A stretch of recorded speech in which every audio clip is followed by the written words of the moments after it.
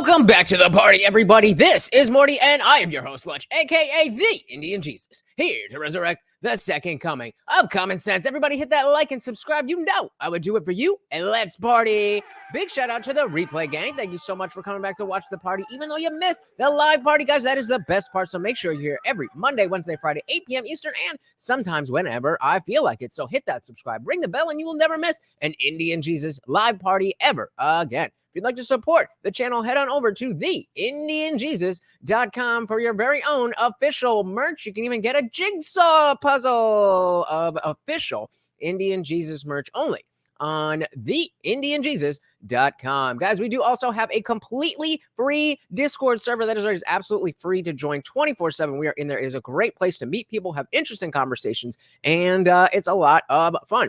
However, like I said, it is free to join. However, if you are a member of this channel, you can scroll right below the video here, hit that join button, and there's a couple different levels. It starts at only $2.99 a month. You get not only members-only live streams here on YouTube and all that other good stuff, but it opens the full Discord server. There is plenty there, including our after party channel, where you are not stuck behind your keyboard. We definitely don't have to worry about any YouTube censors. Morty will be there, and you are on screen with me and everybody else. It is a good time. Come and join us. All right. Welcome back to Philosophy Friday. If you have not seen previous Philosophy Fridays, that is totally fine. You can jump right into where we're at. But if you have, then, we've been going through different ways of thinking about stuff. And we've been talking about ethics, so we're going to finish up our ethics portion of the Crash Course Philosophy playlist. Shout out to Crash Course. You can see the entire playlist without my commentary in the description below. I do like to talk a lot, and that's why I started a YouTube channel. So as always, guys, if you cannot hear the video, please do let me know. Even though... Should Batman kill the Joker? If you were to ask the Dark Knight himself with his hard and fast no-killing rule, he'd say absolutely not. Actually, in fact, he would say absolutely not. When you and that is our running poll right now. Should Batman kill the Joker? That is the question. We're going to keep that up for a while because it is going to become very, very relevant. Shout out to and welcome to the party. Good to see you. Good to see you. Should Batman rule, he'd say absolutely not. Actually, in fact, he would say absolutely not. When you think about it, dude is pretty Kantian in his ethics. Regardless of what Joker does, there are some lines that good people do not cross. And for Batman, killing definitely falls on the wrong side of that line. Well, unless you're Zack Snyder, of course. Let's be real here. Joker is never gonna stop killing. Sure, Batman will have him thrown back in Arkham, but we all know that he's gonna get out. He always gets out, and once he's free, he will kill again, and maim, and terrorize. And well, we need comics. When he does, won't a little bit of that be Batman's fault? Batman has been in a position to kill the Joker hundreds of times. He has had the power to save anyone from ever being a victim of the Joker again. But he didn't. If you have the ability to stop a killer and you don't, are you morally pure because you didn't kill? Or are you morally dirty because you refused to do what needs to be done? This is very similar to when they asked if you could go back in time, would you kill baby Hitler? Utilitarianism. So, why do I describe Batman as Kantian? Well, the school of thought laid out by 18th century German philosopher Immanuel Kant. Again, we covered this, I believe it was last week, if not the week before, but they are numbered. Check out the Philosophy Friday streams, and you will see exactly what you missed. But again, he's going to go over it. Shout out to my lost interest. Welcome to the party. So the Joker is a foil. Without the Joker, there is no need for Batman. Well, that's exactly. That's the point. I mean, the need for Batman is that there is a Joker and, other people. Now, obviously, from our perspective, if there was no Joker, there'd be no comics. But in the reality of Gotham, then I don't really have a good argument other than Immanuel Kant's of the categorical imperatives and just saying it's never okay to kill somebody. And, by that logic, it makes sense. But certainly a lot more people are dying and getting hurt because of the fact that he's still alive. And so I think it's good. I think good and bad have to exist together.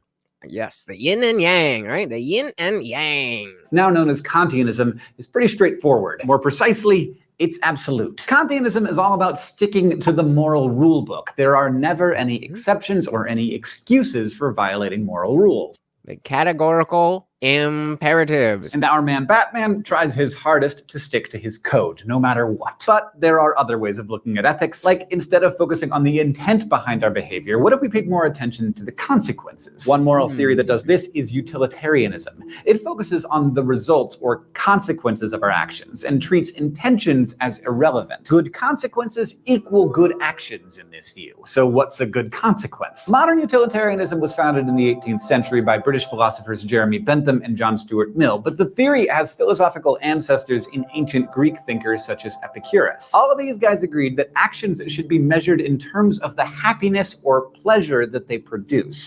So again, we're all just utilitarianism is just looking at the final result. And so, it doesn't come up directly, but of course we have in the thumbnail here the famous trolley problem that we'll find a good place to bring that up. But the way that you're going to answer the question is going to be dependent on how high you rank utility on your list of priorities.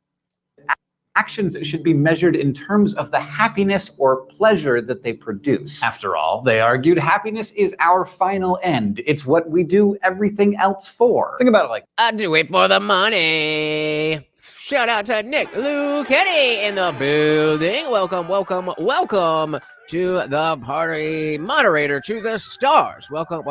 Good to see you, brother. Good to see you.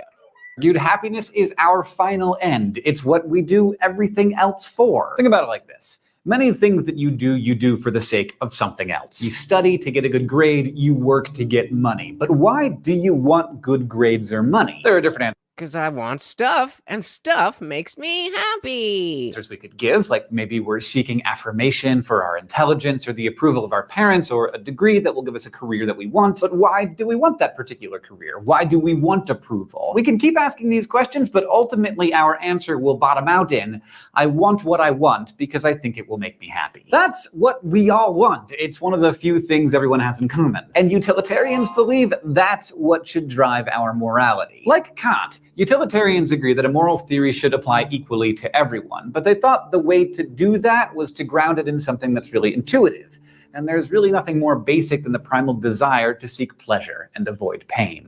That's pretty basic. And that's why I say that even when we talk about relative morality or secular morality, the idea that if we are talking about the difference between seeking the greatest pleasure or well-being for all people versus the worst suffering for all people, if that's not the scale that we're talking about, then what are we talking about? And if that is the scale that we're talking about, then there's clearly objective ways to do that. I lost interest in stuff gets girls. There you go. That's the reason for everything, right? And there's really nothing more basic than the primal desire to seek pleasure and avoid pain. So it's often said that utilitarianism is a hedonistic moral theory. This means the good is equal to the pleasant. So that's, and we'll get more into this, but the reason that if only your happiness is your driver, if that's the only thing that matters, then yeah, you're not really going to care about other people. You're not going to care about the future. You're not going to care about any of those things, which is why you can't just take utilitarianism or any one of these ideas and just use it as a dogmatic sign of this is how you should live. Sound familiar? Dogma is bad.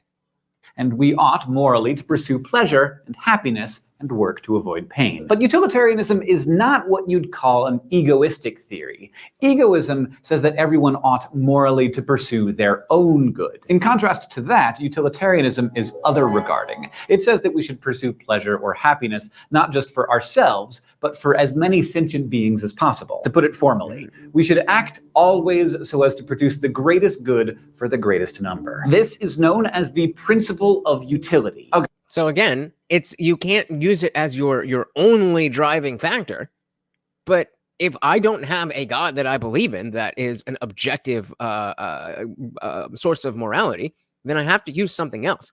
And again, if we're not talking about that spectrum, then I don't know what we're talking about. When we say things are good or bad or evil, if we're not talking about that scale, evil is more suffering for people and good is more well-being for people, then what is it that you mean when you say morality? Shout out to Eudaimonia. Welcome to the party. Say, but what if I feel pleasure from helping others? Then sounds good. So then you get the pleasure and you help other people and it's all good. The issue is if you get pleasure from hurting others. And then the utility is on the maximum. Who is there a you can think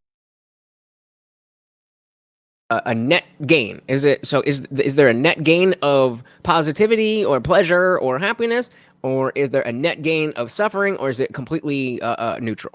And rarely is it going to be neutral. So even if there's this factor and that factor and that factor, when you weigh everything together, you're going to get a -1 or a +1 or a 0.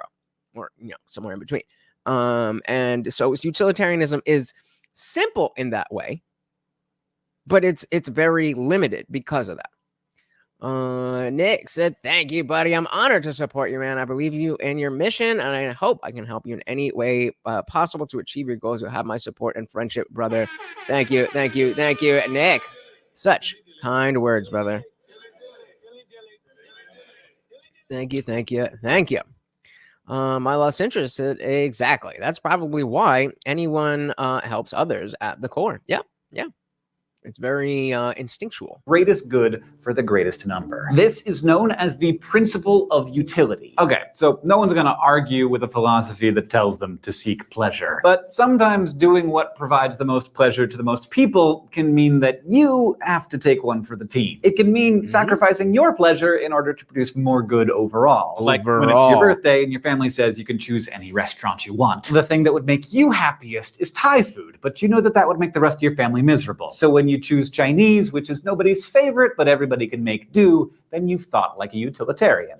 Okay, I get the point there, but Thai and Chinese, that was your comparison? Why, if you're going to use Thai, why not say we're going to go to Red Robin, or we're going to go, or I don't know, weird example, but because those are very similar. So I don't know how well that demonstrates the point. But point being is that you take one for the team, and even though you're not getting 100% of what you want, and other people are getting, 30% of what they want because they're happy that you get what they want, but they're not eating what they want, then you can lower yours a little bit and raise their pleasure by a decent amount. And now the overall pleasure is higher than if you personally had gotten exactly what you wanted.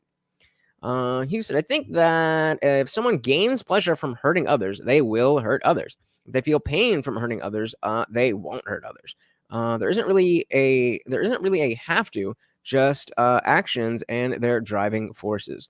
I agree with you on the most part, but if they feel pain from hurting others, they won't hurt others. That's not necessarily the case because it gets into intention. And as they say, the road to hell is paved with good intentions. So if you don't want to hurt people, that doesn't necessarily mean that you won't hurt people. It just means that if you hurt somebody, that it's not intentional. But in general, yeah.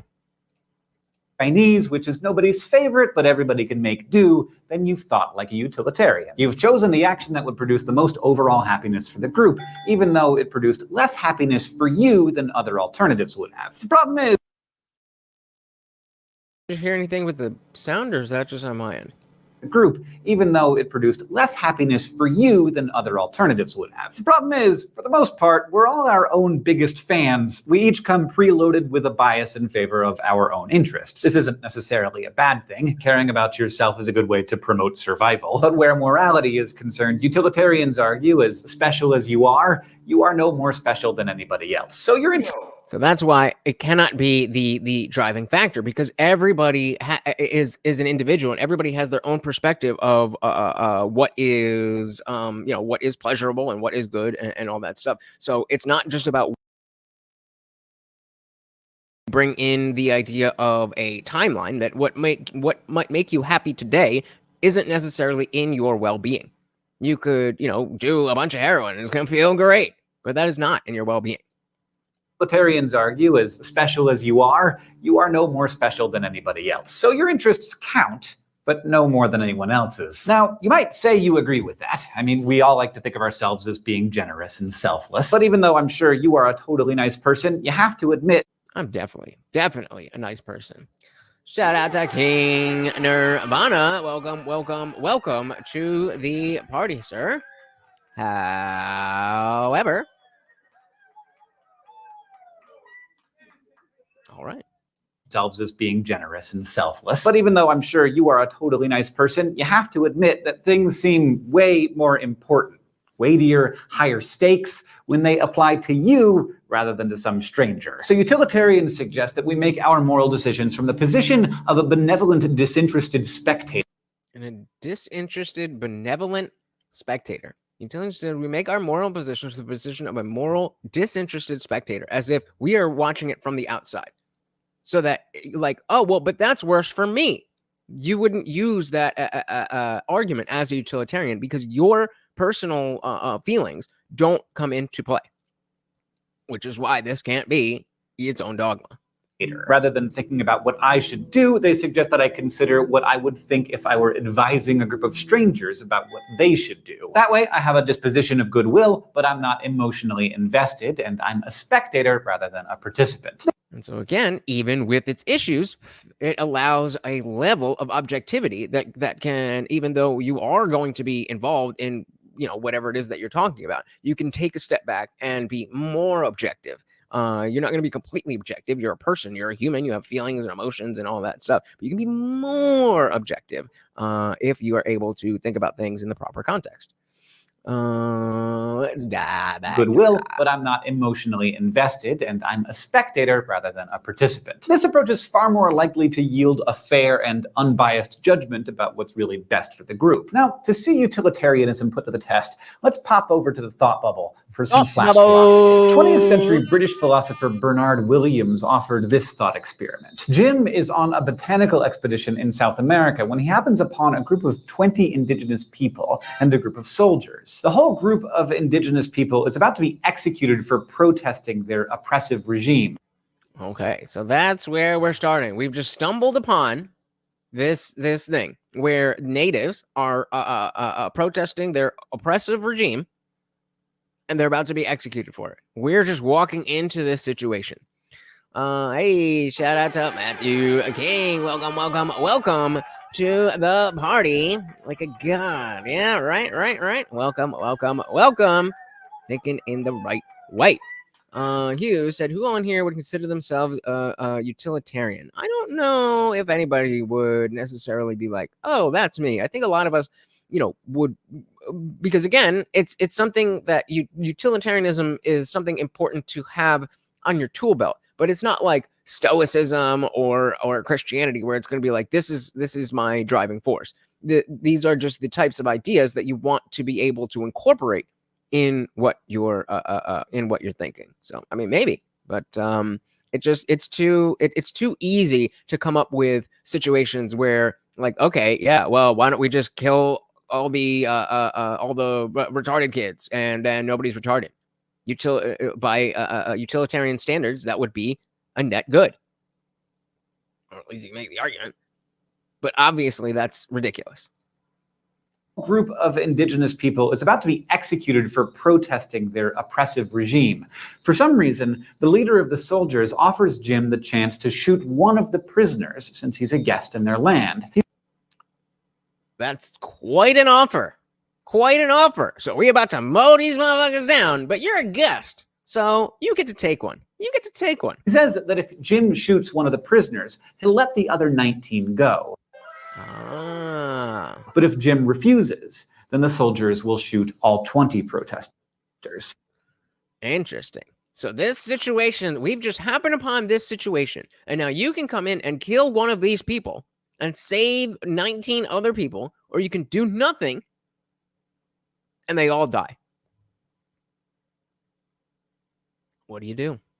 Team guest and The law is an experiment. Philosophy is on a botanical philosopher Bernard Williams offered this thought experiment. Jim is on a botanical expedition in South America when he happens upon a group of 20 indigenous people and a group of soldiers. The whole group of indigenous people is about to be executed for protesting their oppressive regime. For some reason, the leader of the soldiers offers Jim the chance to shoot one of the prisoners since he's a guest in their land. He says that if Jim shoots one of the prisoners, he'll let the other 19 go. But if Jim refuses, then the soldiers will shoot all 20 protesters. So again, what should Jim do? That is our situation. What should Jim do, or what would you do? I mean, I feel like in that situation, because this is exactly what the trolley problem is. This is just a different iteration of the trolley problem. But the context makes it very different from what the trolley problem is actually asking. Because typically, when it comes to the trolley problem, I say, at least in the basic iteration where there's one person, put a one in the chat if you don't know the trolley problem. But in the typical iteration, there's one person on the track, and you can save, or there's 5 people on the track, and you can save those 5 people and derail the train to go and kill one other person. So in that situation, I typically say that I would not pull the lever. And so, again, here you have a train coming down, and the track that it's already on is going to kill 5 people. But you can pull that lever, and it goes on a different track and only kills 1 person. But in that situation, I don't know the context of what's going on, and I'm not going to condemn an innocent person from what I see to die. That person is, as far as I see it, something has happened, and now there's an accident involving 5 people. That other person is completely irrelevant to the situation. But now this is very different. I don't know. Nobody has any idea what they would do.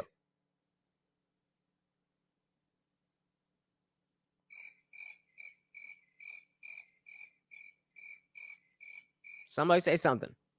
We ain't going on until somebody says either I would, or I wouldn't, or I do this, or I would not do that. Somebody say something. What should Jim do? Philosophy. Jim is on a botanical expedition in South America when he happens upon a group of 20 indigenous people and a group of soldiers. The whole group of indigenous people is about to be executed for protesting their oppressive regime. For some reason, the leader of the soldiers offers Jim the chance to shoot one of the prisoners since he's a guest in their land. He says that if Jim shoots one of the prisoners, he'll let the other 19 go. But if Jim refuses, then the soldiers will shoot all 20 protesters. What should Jim do? What should Jim do? Well, welcome to Cody B. Welcome to the party. Hugh said the trolley problem is similar to me. If I pull the lever, I can get sued for first-degree murder. If I do not pull the lever, I could not be found guilty since I did not kill anyone. And then, yeah, so that's a legal, that's the legal thing. But what about morally? Let's say there's no laws and you're not, the law doesn't come into it at all. So it's just about, you don't have to worry about protecting yourself because either way, you're not going to get in trouble. Morally, what would you want to do?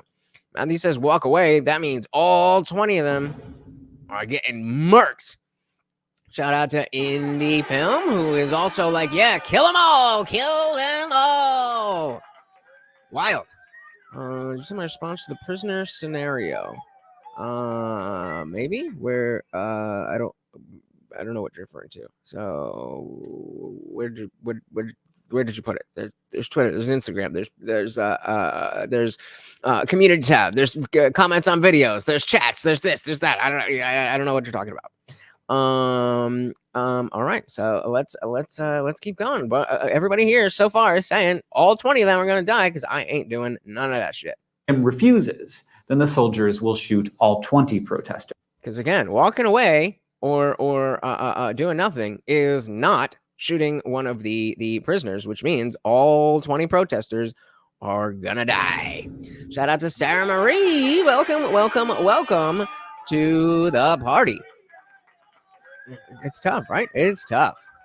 What should Jim do? More importantly, What would you do? Williams actually presents this case as a critique of utilitarianism. The theory clearly demands that Jim shoot one man so that 19 will be saved, but Williams argues no moral theory ought to demand the taking of an innocent life. Right. So again, if we go back to as he's talking about the Kantianism, that it's always wrong to kill an innocent person, then it doesn't matter if you're saving those other 19 people. It's still wrong to kill that person.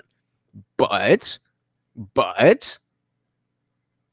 is that okay to be like, I'm going to bend this principle because the practicality of the situation is that those people will get to live?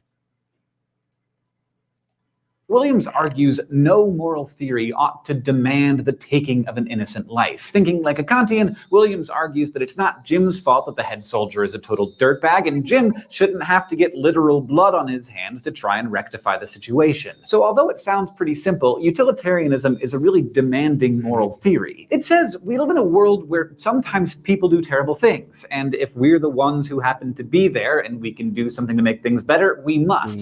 Even if that means getting our hands dirty. And so the next question then becomes, of course, well, what if it's not something so dark? What if it's not something so dark? What if you're just walking down the road in one winter day, and you walk across the bridge, and there's icy water, and there's a little girl in that water? Well, must you jump in and save her? Or is that not your responsibility? I'm sure we're going to get into that as well. That specific thing as well. But, that's where, again, the utility of, saving that one girl. Well, maybe, the water's so cold that if I dive in, now we're both going to die. Who knows? King said, is it less or more wrong to help others live? Well, obviously it's less wrong to help others live. Yeah, it's less. That's a weird way of phrasing it. It's obviously we want people to live, but it's the context around it that really changes things. Sam Marie said, if you could only destroy the solemn source, there's still a ripple. Yep, that butterfly effect. Be there, and we can do something to make things better. We must, even if that means getting our hands dirty. And if I sit by and watch something bad happen when I could have prevented it, my hands are dirty anyway. And so that alludes to, like, okay, let's say that, like, okay, I'm not going to shoot somebody, but you still know that if you had 19 of those people who were shot in cold blood in front of your face would have been alive. That is a reality. Now, that doesn't make you the murderer of those people, but it is a reality. Weird. Jim shouldn't think about it as killing one man. That man was dead already because they were all about to be killed. That's a really good point. That I didn't even think of. He was about to be killed anyway. Shouldn't think about it as killing one man. That man was dead already because they were all about to be killed. I think that might change my position completely. I think that might change my position entirely. Because it's not like if I decide to walk away that the guy lives, that he's going to die anyway. So is it worth him dying and everybody else dying so that I can feel better? Or is it a situation where I should take one for the team, like not going to Thai food and instead going to Red Robin so that everybody could be a little bit happier, even though I'm not as happy as I could be? I think you got to shoot that person, bro. I think you got to shoot that person. Hey, shout out to Funk Master General. Oh my goodness. So let's have some fun tonight. I will match every $2 or $5 donation we get tonight. Oh my goodness. Morty is going to love this. Thank you so very, very much. I was gonna do something in terms of that. I don't know if you guys saw that Charlie Kirk was on Jubilee debating like 20 college kids, and I really want to share that with you guys. But of course, they copyright everything, and so I was gonna do something with that. But Funkmaster's coming through, and if we get this done, if we get at least one, I'll figure it out as we go. But if you guys can come through, then I will take the hit, get a copyright claim so that we can go over that. Thank you so very, very much. What a pillar of the community. Thank you, thank you, thank you so very, very much, sir. And of course, that makes you the new sponsor of the stream. Welcome to the party, brother. So we're, I don't know if you were watching already, but we just came in. And the situation is you're a guest on an island. And you come across this group of indigenous people that are about to be executed because they are protesting an oppressive regime. And the soldiers here are like, hey, you're a guest here. If you kill one of them, there's 20 people. If you kill one of them, the other 19 go free. And if you don't, we're going to kill all 20 of them. What would you do? That is where we are getting. But again, thank you, thank you, thank you so very, very much. Makes you the new sponsor of the stream. And I knew he would be. Had it typed up already. Call one for consistency. Thank you, thank you, thank you so very, very much.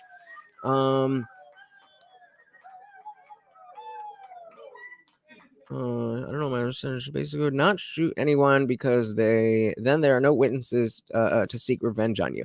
See, you're getting too far outside of the like that is a relevant thing. But we're again, you're in a deserted island and you're adding factors to try to make the situation to what you want. The point of these thought bubbles are to take the question of morally. Is it right to kill this person or is it wrong to kill this person? When you start adding in, well, the legal aspect and well, then somebody could come after me and then you're obfuscating the question. You're trying to ground it in something real, but unfortunately, that's not the point of this. And so while that makes sense, that doesn't really get us anywhere in terms of what should be done if you're in a situation where you can't just run away. Let's say they were going to kill you unless you kill one of these people. And so that's really the point. And coming up with escape hatches is a fun little exercise, sure. But engaging with the question as it's presented, because of the fact that it's hard, is the idea behind doing the philosophy. It's definitely smart to be able to ground it in reality and be like, okay, if this was a real situation, then we're adding in the real life factors. But exactly, at the end of the day, you're kind of avoiding the point of would you kill the person or not, based on the morality of if you had killed that person, not based on, well, I don't think it's wrong, but other things come in. It's avoiding the point. Sarah said, if my life could save the rest, I'd offer it. Oh, interesting. So that's another aspect of, again, not this particular situation, but in a utilitarian sense, you're willing to, again, the phrase that they used was taking one for the team. And I mean, that's the ultimate, taking one for the team. So I think as far as utilitarianism, Samurai might be the best one among us. Except for the Overlord, of course. Always number one. All right, dive it back in here. But yeah, this was a point that I didn't even think of. This is a point that I didn't even think of when he brings up that man is all 20 of them are dead already. They're already going to be killed. So whether or not you do anything only can save 19 people. That's only what you can do. You can either do nothing or you can save 19 people because the person, if you were to choose to kill, they were already going to get killed anyway. Very, very interesting point. Matthew King said, I like to believe I would jump in to try to save the little girl, but not sure if I would off one to save 19. So yeah, let's bring up the example in utilitarianism. Are you that it demands that you must do this if the situation calls for this? So I brought up, what if you're walking down you're walking down the street, you cross a bridge in the winter and you see a little girl drowning? Must you jump in and save her? And so yeah, jump in to save her, but not off one of the off the one to save the 19. The practical side of me says do it. The moral side says otherwise. We have two minds here. And yeah, I was definitely questioning with this particular situation. But I think I think, yeah, with the point that if I were to choose to kill the person, that person is already theoretically dead. I don't think there is any practical reason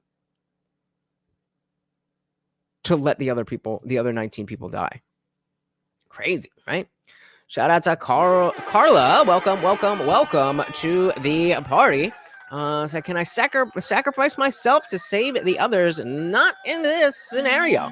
Again, maybe in real life you could, but in this scenario, not an option. Either you kill one or they kill all 20. Wild stuff. Welcome to the party. Good to see you. Hugh said, if the risk of revenge is not there, then I definitely agree that choosing one prisoner is the best choice. Agreed. Bad happened when I could have prevented it. My hands are dirty anyway. So Jim shouldn't think about it as killing one man. That man was dead already because they were all about to be killed. Instead, Jim should think of his decision as doing what it takes to save 19. If they're Antifa, mow them all down in a video game. Yup. When you're dead, yeah, once you're dead, they will just off the 20 people, and there you go.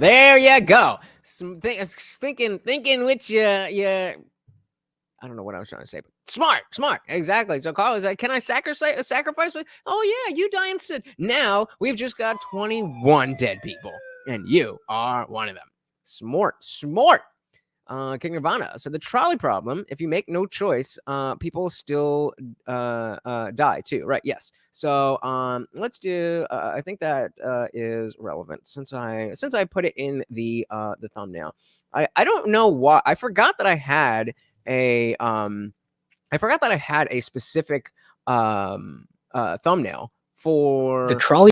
A specific thumbnail for Philosophy Fridays, but the trolley problem came to mind, and then I was like, "Ooh, I've never used ChatGPT's." I used to use Midjourney for the AI art stuff, but I was like, "Let me see what they got." And this ChatGPT is way better than Midjourney. And you can adjust it. That was the big thing with Midjourney, is that you just put in a prompt and it gives you what you want, and like it's close or it's not or it's whatever.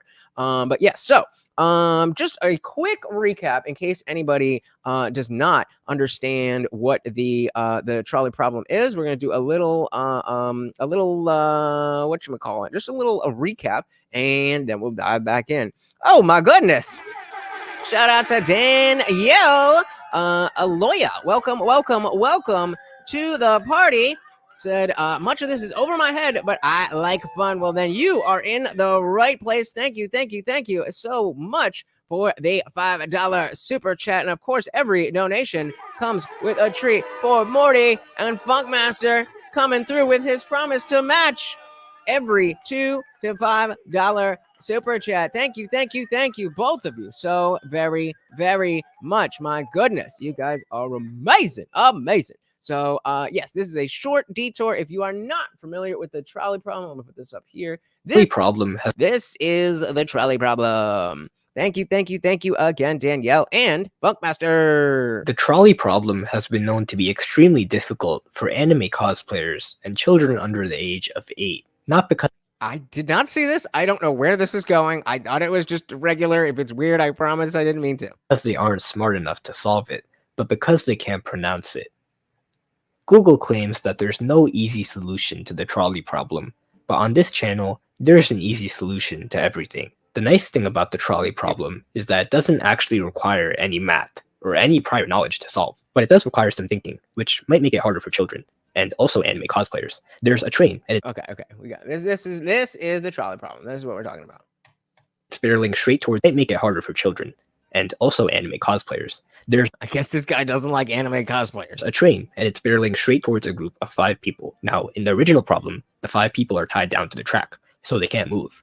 So again, this is the trolley. It's just coming out of nowhere, and it's already on this track, and 5 people are tied to the track.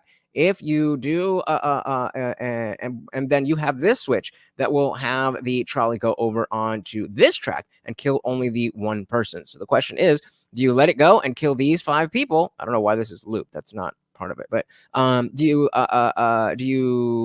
let it kill these 5 people, or do you get involved? Do you pull the lever and then switch the train and go to the one person? I don't think I know anybody who is an anime cosplayer, but I don't like anime, so I mean, I'm not trying to hate, but I don't really think so. Hey, there he is, Guamtech. Welcome to the party. I was hoping you would get here before this poll was over. Again, our poll is: should Batman kill the Joker? And Guamtech, a big fan of Batman, said Batman should not kill the Joker. Gotham should get good at keeping him in Arkham Asylum.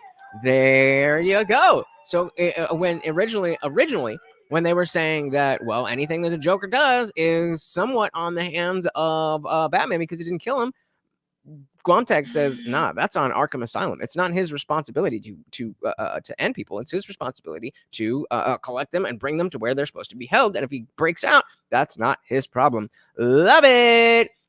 Yeah, I don't know why that this seems like there's other stuff going on here, but you can see that it's drawn on. So usually it just ends here. I don't know what the loop is. Just ignore that part. Funk Master saying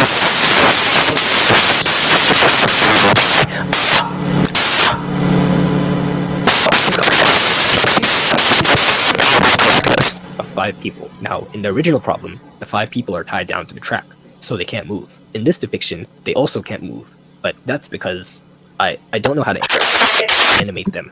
Now, imagine you are watching this situation from far away, and the only thing you can do to stop it is to pull a switch next to you, which will direct the train onto a different track, and that person will get run over instead. Would you pull the lever, or would you do nothing? You might notice that the answer seems really obvious. If you could save 4 more lives by pulling the switch, you should be pulling the switch every time, and you'd be right. But this right here is not actually the answer to the trolley problem, because this isn't even the full trolley problem. This is only part A in a series.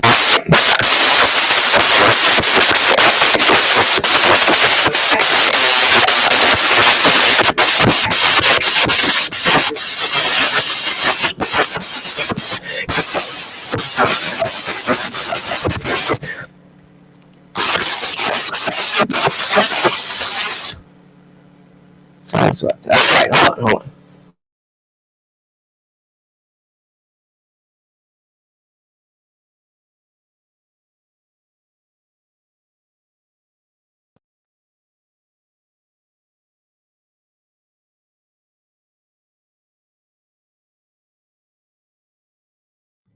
Well, tell me, guys. Jesus Christ. Like, tell me.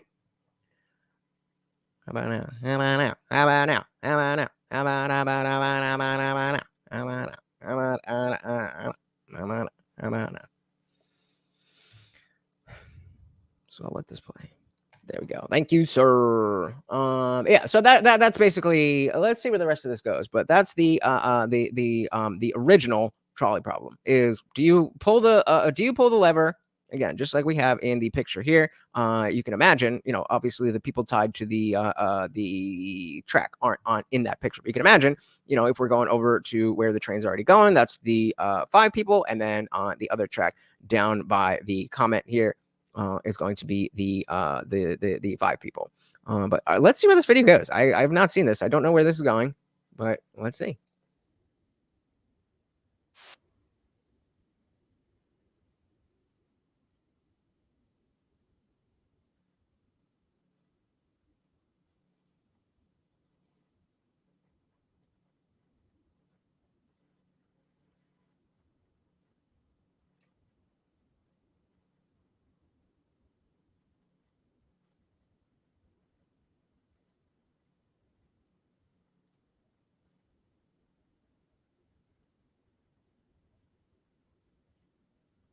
Mm.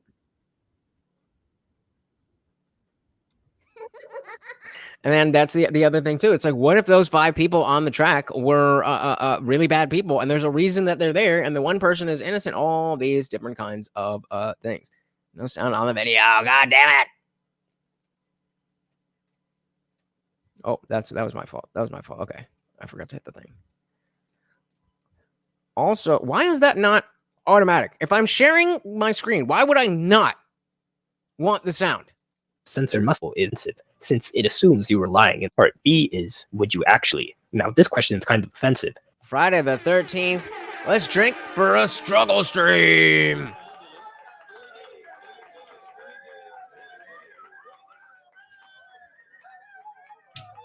We getting drunk on Friday the 13th. All right. And yeah, guys, let me know ASAP if it's not working.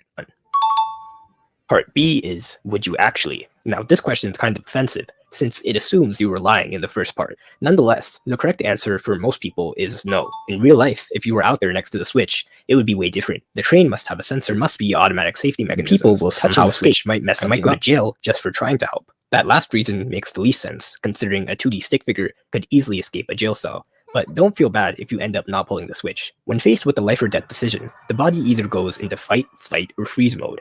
After a quick evaluation, your body will probably decide to freeze.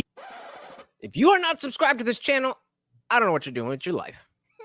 And wait for someone else more qualified to make the decision. If you're built different, then the correct answer is yes, you would pull the switch. Now, let's move on to part C, which is called the Fat Man. Instead of two tracks, imagine there's just one track, with the train about to hit the 5 people. I'm just keeping this up here so the super chats and stuff don't block it. Oh, and then I did. This time, there's no switch you can pull, but you're standing on a bridge over the tracks, and you have the option of pushing a heavy man off the bridge onto the track. He's heavy enough to stop the train and save the 5 people, but he will be sacrificed in the process. Would you push him? Most people immediately. So this changes things very, very differently, because in the original, you're just pulling a lever. Now you actually have to physically kill somebody. You actually physically push somebody. Most people are going, even most of the people who say, yes, I will pull the lever, most people are not going to say, I will push a fat man to stop the train knowing he's going to die. Immediately say, no, I wouldn't push him. Technically, if you pushed him, it's still saving 5 lives and sacrificing 1, which is why academics might say, but the situation is mathematically equivalent. But what academics forget. That goes to the utilitarianism. At the results, the outcome is the same, therefore it is the same. But in practicality and reality, it's not. Marie, so the person not subscribed was apparently built different. Hey, they can't all be winners, right? They can't all be winners, but good thing you are. Is that when people instantly respond no to something, it's because their brain is using its moral calculator in the background at 100 times speed to make a quick and Well, what did all it's that? because their brain is using its moral calculator in the back. Well, it's mathematically equivalent, but does that still make it a correct decision? I mean, pushing the guy is pretty violent. What gives me the right to decide to push the guy? But what also gave me the right to pull the switch in the first question? Well, I mean, obviously the guy was literally standing on the tracks in that case. So he kind of had it coming to him. He knew there was a risk, but if he was tied up to the tracks, then he probably understood that I want to save the 5 people. At 100 times. Plus, I wouldn't even be able to accurately push this guy onto the track. What if it didn't even work? This is what happens. This is what happens in somebody's mind when they don't understand how to engage with a hypothetical and just taking how would you feel if you didn't eat yesterday? How would you feel if you didn't eat yesterday? All right. So I guess even having the whatchamacallit, the Cash App and Venmo open on my computer will not give me the notifications, but we have got our boy Guantex said $5 holla. Let's give it to where we at? Thank you so very, very much. A treat for Morty and keeping his promise again. The Funk Master General. Thank you so very much. I don't know what came over you today, Funk Master, but I am appreciating it. Thank you so very, very much to the both of you. Thank you. Yeah, exactly. This is what happens when people don't know how to deal with a tough question and they're trying to add in other factors like all this stuff that I'm reading to make it easier for them to figure out what to do because of the fact that it is a difficult question. Yeah, like we would never work in real life. Oh, who knows if the switch would work? This would look bad on me. It would, I think the man is disposable just because he's fat, and on and on and on and on and on and on and on and on. Point taken. Speed to make a quick and accurate decision, which most of us know as a gut feeling. Your gut feeling rightfully decides that there's many reasons not to push the guy. First of all, in real life, that plan would almost never work. Thank you again, gentlemen. Very, very, very much appreciated. Trains can't be stopped by one person, and being accurate with that kind of push is also very hard. Second of all, even if the plan was guaranteed to work, it would still be a very painful and undeserved fate, because this guy isn't even on the track. He's just minding his own business. Remember, in the very first situation, the guy we sacrificed was standing on the track for some reason, so he kinda had it coming. Lastly, if it was a thin man, he wouldn't be heavy enough to stop the train, so you would only push someone sufficiently fat enough. But to any people watching, it would seem like you think a fat man is disposable, but a thin man is more valuable. Not I love the Chiron. a Yellow good look stick for man you. figures So part sacrifice C this is Batman. pretty easy to answer. No, don't push him. Part E is kinda complicated. Imagine the one track with 5 people on it, but right before that part, there's a little extra loop with the fat man on it. You can pull a I appreciate the editing. switch that'll make the train hit the fat man, which will stop the train and save the other 5 people. Oh wait. I missed the beginning of this one. One track with 5 to answer. No, don't push him. Part E is kinda complicated. Imagine the one Loop. track with 5 people on it, but right before that part, there's a little extra loop with the fat man on it. You can pull a switch that'll make the train hit the fat man, which will stop the train and save the other 5 people. Now, How is this different than the original one? again, academics might say you should pick the same answer you picked in the previous one because it's mathematically equivalent. Or the utility is the same, or utilitarianistically, is that how you would say that? They are the same. And exactly, see, Cody's going into a fat man can't stop a train anyways. That is not the information you were given. The information is that this fat man will stop the train, but he will die in the process. That's exactly the problem with being able to use the information we are given. The purpose of these hypotheticals is to be unrealistic so that we can test the bounds of our morality. So obviously, the fattest man in the world probably ain't going to stop a train, but that's not the situation. They said, don't push Wario. That dude's a national fucking treasure. Best character in Mario Kart. Speaking of which, I just saw a TikTok. It seems that most of you agree that Batman should not kill the Joker. This one does not have to do with philosophy, just something different. Is Dr. Mario a different character than Mario? We will come back, and I have a reason why I am asking this. But this is different, because 1, pulling a switch is way more reliable than trying to accurately push someone onto a small track. 2, this one looks less bad on you. Okay. So in this one, because of within the information given, you do still have to push that person. If you push that person, the train will stop and the person will die. But you still have to push that person. And then again, within the context of what we were given, it looks violent and mean. But in this, that guy is still dying, but you're still only pushing. You're still only pulling the switch. Way more reliable because it's mathematically equivalent. But this is different because 1, pulling a switch is way more reliable than trying to accurately push someone onto a small track. 2, this one looks less bad on you. And 3, the fat man is on the track this time, which always implies a risk of danger. In the last question, he was minding his own business, but this time, he's fair game. The answer is yes, pull the switch. On to part F. Let's imagine the original scenario again, but when you pull the switch, the train will derail, and it'll end up hitting a guy sleeping on a hammock in his backyard. Wow. R.I.P. man in the yard. Again, this is mathematically equivalent, but the human brain likes to minimize danger, and derailing the train could obviously make the situation even more dangerous. Plus, the guy in the yard was peacefully asleep, and neither him nor anyone around him will ever know that he saved 5 lives, so hitting him with the train would be kinda mean. The answer is no, don't pull the switch. People say this next part is the hardest version of the problem. I agree. The transplant surgeon. This is the hardest part. So let's see if that's actually true. A transplant surgeon has 5 patients who each need a different organ to keep living. Sadly, there are no healthy organs available. Suddenly, a random healthy guy comes in for a random checkup. This guy could technically provide all the 5 required organs. Great organs. Oh my goodness! Nick said, okay, we are making Fuckmaster go broke tonight. I am here for it.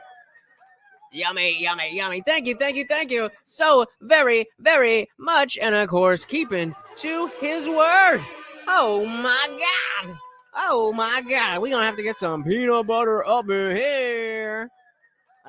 He didn't finish the other one, but it's upstairs. So, I mean, he might get a fresh one. He might get a fresh one again, guys. Thank you so very, very much. And like he said, it doesn't have to be all the way up at 5. Anything up to 5, he will match. Oh, wait, that's something different. Got it. Anyway, thank you so much.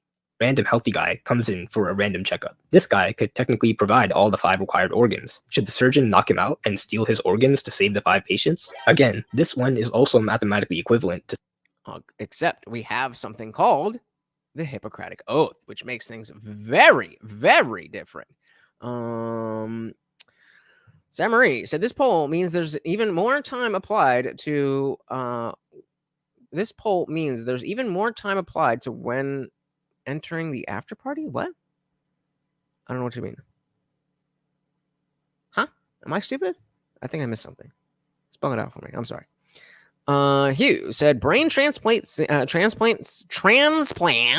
seems interesting. Could I get one of those? Well, I don't know if it's advised yet, but they have done what do they call it? Hemispherectomy or something, where they literally take out half of your brain. I've seen half. I don't know about a full brain transplant, but let's say it's not the brain. Let's say it's well, you don't need your appendix. Let's say we got heart, brain, lungs, kidneys, and intestines. Let's trade out a brain for liver. Just make it easy. So, Gontex said, Mario's a professional kart racer, multi-Olympic champion, professional fighter, and plumber. Dude could be a doctor too. He's a damn modern-day Renaissance man. Fair enough. So far, we're at 57% of you saying yes, and we will come back to this. Him out and steal his organs to save the 5 patients? Again, this one is also mathematically equivalent to saving 5 lives for the price of 1. But the human mind knows to classify the 5 patients who are missing an organ as fair game, and the healthy guy as not fair game. It's not about saving the most lives, it's about doing what's fair. Final answer, don't steal his organs. So far, all of these have been pretty easy to answer with... Okay, I don't remember, just by reading the Nobel Prize winner, I don't really remember what that iteration is. Maybe it'll be a brand new one I've never seen before. Shout out to Bobby Blankship. Welcome to the party. So he's a lover. He's also a lover and a fighter. Indeed. A man of many, many traits. But is he the same as Dr. Mario? Is it Mario? Is it Mario? And is it Mario and Dr. Mario? Is it Mario and Dr. Welcome to the party, Barbie. Final answer, right. Don't steal his organs.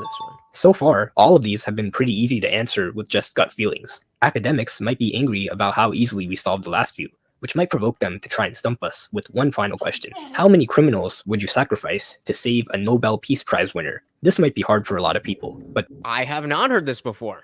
Wow. How many criminals... I'm not the exact wording here. How easily we solved the last few, which might provoke them to try and stump us with one final question. How many criminals would you sacrifice to save a Nobel Peace Prize winner? This might be hard for a lot of people, but personally, for me, it's pretty easy. Even if the other side of the track was empty, I would still hit the Nobel Peace Prize winner, so I could take the medal and run. There's no particular reason, except I think it would be pretty ironic to get the Nobel Peace Prize by causing needless death. I mean, well done. But if we are to take that seriously, I would want to, I mean, it seems like the obvious answer would be 1. Like, even though the criminals... Yes. Dilly. You guys are on fire tonight. But even so, let's say we're specifically talking about Obama. I don't want Obama to die. I don't want him to be in charge of anything ever again. But I don't want him to die. So if we have to sacrifice somebody, it would be the minimum. I would want to say 1 person. He's like, okay, what if the criminal was chill? I know, like... No, you have to... No. This is, again, we're going outside. You have to sacrifice criminals. You have to sacrifice at least one criminal to save the Nobel Peace Prize winner. So I guess an option would be, I would not save, as he did, I would not save the Nobel Peace Prize winner. And I think that's probably the most reasonable answer. Because someone's going to die either way. And if it's Obama versus, I've been arrested 3 times. Sorry, Obama. But nah, one person's got to die. So that is really a good kind of understanding of where utilitarianism is based and what type of ideas are coming from. Shout out to Mood. Welcome to the party. So Jesus was a criminal, indeed. Jesus did not ever win the Nobel Peace Prize either. Coincidence? I think not. Cody B said, criminal? Like a criminal who smokes weed? Again, we don't have that information. It could be somebody who just, didn't know that, in their state, it's legal. So they just and they didn't realize that, oh, yeah, in this state, it's not. It could be them, or it could be Epstein. It could be Diddy. That information is not given. And so, given the fact it is not given, then I say none. I say kill the Nobel Peace Prize winner, because even though he's a criminal, that doesn't mean you are what's the word? That doesn't mean you deserve to die. So, wow, that took us. That was quite a detour, huh? And Batman needs to kill the Joker already. Thanks, Thought Bubble. Now, I'm glad he brought that up after Gravzak got here. I'm glad you got to see a little bit of that. Now, if you decide you want to follow utilitarian moral theory, you have options, specifically 2 of them. When Bentham and Mill first proposed their moral theory, it was in a form now known as Act Utilitarianism, sometimes called classical utilitarianism. And it says that in any given situation, you should choose the action that produces the greatest good for the greatest number. Sounds good to me. Period. But sometimes the act that will produce the greatest good for the greatest number can seem just wrong. For instance, oh yeah, this is the exact thing that I said before, that if we kill all let's say we kill all people who have some type of it doesn't even have to be let's just say we kill all people who have some kind of communicable disease. That is going to be better for the rest of humanity, but that's not really what we want to do. Sometimes the act that will produce the greatest good for the greatest number can seem just wrong. For instance, suppose a surgeon has 5 patients all waiting for transplants. One needs a heart, another a lung, 2 are waiting for kidneys, and the last needs a liver. The doctor is pretty sure that these patients will all die before their names come up on the transplant list, and he just so happens to have a neighbor who has no family, total recluse, not even a very nice guy. And of course, this is exactly the instance that we brought up before. Shout out to my lost interest. Welcome. You are very welcome. But thank you so very, very much for the $4.99. Said appreciate you and this Friday show. Not always in the chat because I'm multitasking, watching shows in this thing called the Dabbleverse. Shout out to the Dabbleverse. Thank you so very, very much.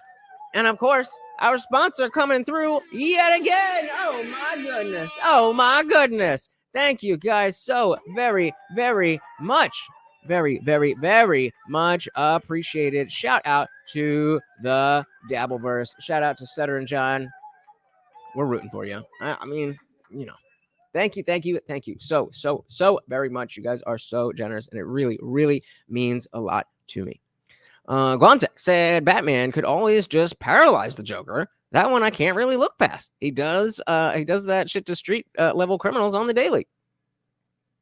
That is a very good point. That is a very, very, very good point. Mood said utilitarianism doesn't require consent. That is the issue. That's a very big issue with it. Yes, for sure. Exactly. Well said. so happens to have a neighbor who has no family, total recluse, not even a very nice guy. The doctor knows that no one would miss the guy if he were to disappear, and by some miracle, the neighbor is a match for all 5 of the transplant patients. So it seems like, even though this would be a bad day for the neighbor, an act utilitarian should kill the neighbor and give his organs to the 5 patients. It's the greatest good for the greatest number. Yes. According to utilitarianism. Yes, 1 innocent person dies, but 5 innocent people are saved. This might seem harsh, but remember that pain is pain regardless of who's experiencing it. Which is why everybody's like, even though, when it comes to trauma, oh, would you do this? Would you do that? Would you do that? I don't really know. But when it comes to the doctor, everybody's like, nope. Bobby said, so does saving 6 lives absolve you of taking 1? Yes, still fucked up, and you are definitely a murderer, but you've got at least 6 permanent fans, Dexter. Yeah, and that's the Dexter's a great example of utilitarianism, that he's doing, ultimately he's doing good and helping people. But if we go back to Kantian ethics and the categorical imperatives, that if murdering people is wrong, then Dexter is also wrong, even if the utility of what he's doing is improving society.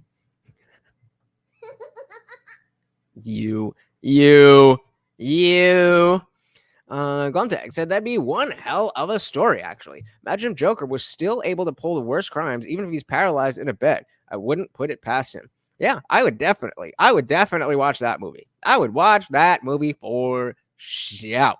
And I do want to end this poll, guys, about Dr. Mario versus Mario, but we're 50-50. Somebody break the tie and let us know. I just rewatched Dexter recently. He is I love Dexter too. It ended pretty weak. Did anybody watch the New Blood thing, or the new whatever it was? New Blood? Something, I don't know. The new show they did? I didn't even look at it. It just Dexter ended so badly. I was just like, let's just leave all the good stuff in my memory. This might seem harsh, but remember that pain is pain regardless of who's experiencing it. So the death of the neighbor would be no worse than the death of any of those patients dying on the transplant list. In fact, it's 5 times less bad than all 5 of their deaths. So thought experiments like this one led some utilitarians to come up with another framework for their theory. This one is called rule utilitarianism. This version of the theory says that we ought to live by rules that, in general, are likely to lead to the greatest good for the greatest number. That sounds a lot like the Kantian the Kantian thing. Like, that doesn't sound like utilitarianism. What does it actually? So a version of this theory that says we ought to live by rules that, in general, are likely to lead to the greatest good for the greatest number. I like this. I like how this sounds, because of the fact that the consent and the fact that we can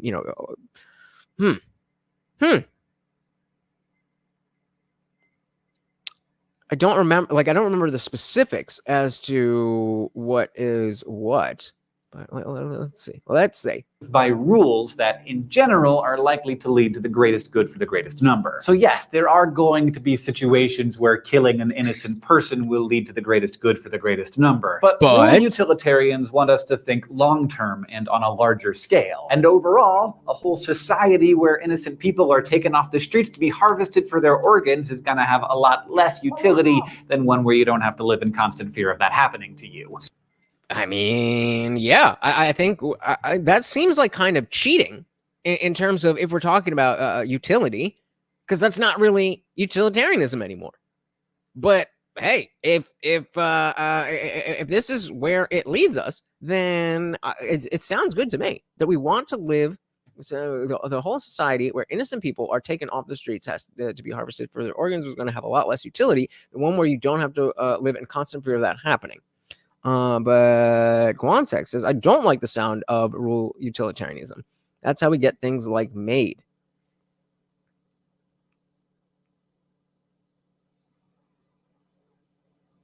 I don't disagree, but how that, I think that's a utilitarian thing in general. How is that specific to the rule utilitarianism versus what was the other one? Act utilitarianism? Fuck, I forgot what it's called. Come on, baby. Yeah, so there's act utilitarianism. In any given situation, you should choose the action that produces the greatest good for the greatest number. Versus gonna have a whole cystarian killing to lead to the versus we ought to live by rules that in general are likely to lead to the greatest number of good for the greatest good for the greatest number. So I think when it comes to made, the question is not about the utility. The question is about is it good or is it bad?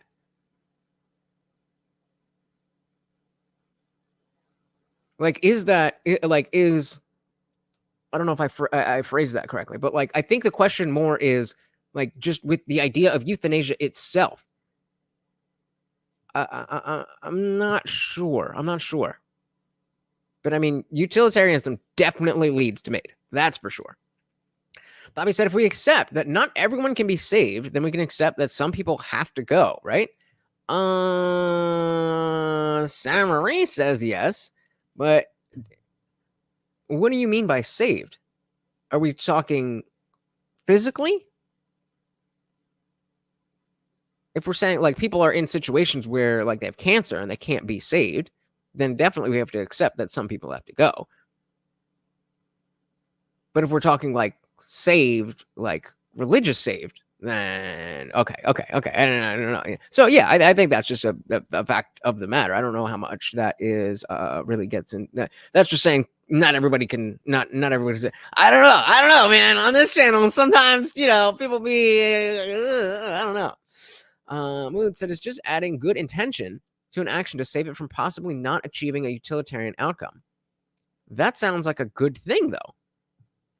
I'm wondering why we and maybe there's going to be definitely in the next video we're going to get more into it, but curious as to why the Guam text specifically. What is it that jumps out to you about not utilitarianism in general, but when you said rule utilitarianism in the context of us talking about rule versus act utilitarianism. So if you just mean like utilitarianism leads to made, then totally agree. But if you're saying rule utilitarianism leads to made more than act utilitarianism, then I would disagree and ask you for why you say that. Shout out to Stephen Colbert Cheese. Said it depends on how much time and info you have to consider in the equation. If you don't have access to all the facts and have to decide quickly, it's good to have simple rules to follow, such as don't murder. Agreed. But generally, act utilitarianism is the big picture perspective or consequentialism. Yeah. Agreed. Guantex, that I actually have to say forced made. Something like societal triage. Wouldn't you rule utilitarianism also be behind something like the Kuf lockdowns and forced vax? Yeah. Okay. Yep. Yeah.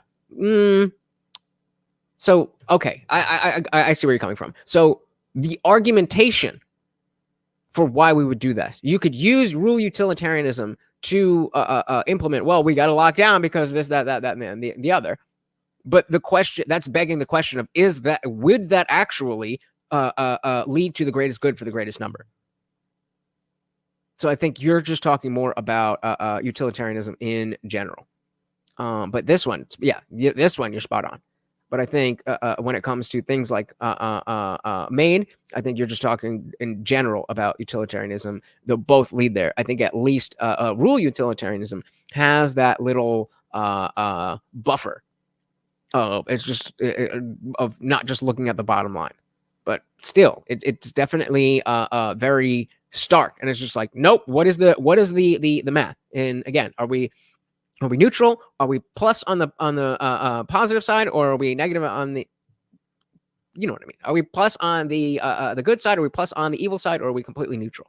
That's all that matters when it comes to utilitarianism. Sam Marie said it equates to a tomato. Indeed, just a fart on the side from pronunciations. What? right over my head. I have no idea. This version of the theory says that we ought to live by rules that, in general, are likely to lead to the greatest good for the greatest number. So yes, there are going to be situations where killing an innocent person will lead to the greatest good for the greatest number. But rule utilitarians want us to think long-term and on a larger scale. And so that's kind of where, again, utilitarianism leads to mate. Agreed. But if we're comparing act utilitarianism to rule utilitarianism, then I think the act utilitarianism is going to drive us there faster, whereas the rule utilitarianism has a little bit of a longer term perspective, and that, like, okay, even if your life is not ideal and it may be better in this moment for you to get made, then in the long term, is that actually more does that actually have more utility in terms of providing benefit? And they can make the arguments that it does, but that doesn't mean that it automatically does. If a tomato farts in the forest, does anybody hear it? I don't know. I don't know what's going on here. But rule utilitarians want us to think long-term and on a larger scale. And overall, a whole society where innocent people are taken off the streets to be harvested for their organs is going to have a lot less utility than one where you don't have to live in constant fear of that happening to you. So rule utilitarianism allows us to refrain from acts that might maximize utility in the short run, and instead follow rules that will maximize utility for the majority of the time. So maybe I'm a rule utilitarian, utilitarianist, whatever word it is. Maybe I'm a rule utilitarian because I don't like the act utilitarianism that we talked about, but this aspect of it really really changes what what the philosophy actually dictates you do in situations. As an owner of human organs, this approach might make sense to you. But I still gotta say, if Batman were a utilitarian of either kind, it wouldn't look very good for the Joker. Today we learned... But again, parallelization, good idea. So, yeah, let's move on to, about utilitarianism.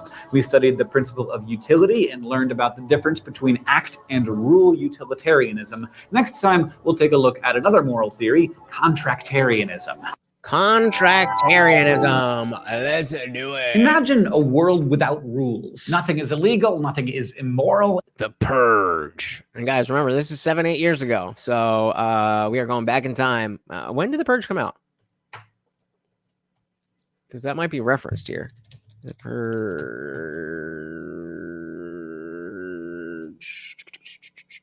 2013. Okay. So this was The Purge was out by the time everyone is absolutely free. This might sound like a utopia to you, but according to 17th century British philosopher Thomas Hobbes, it would actually be your worst nightmare. Hobbes, I mean,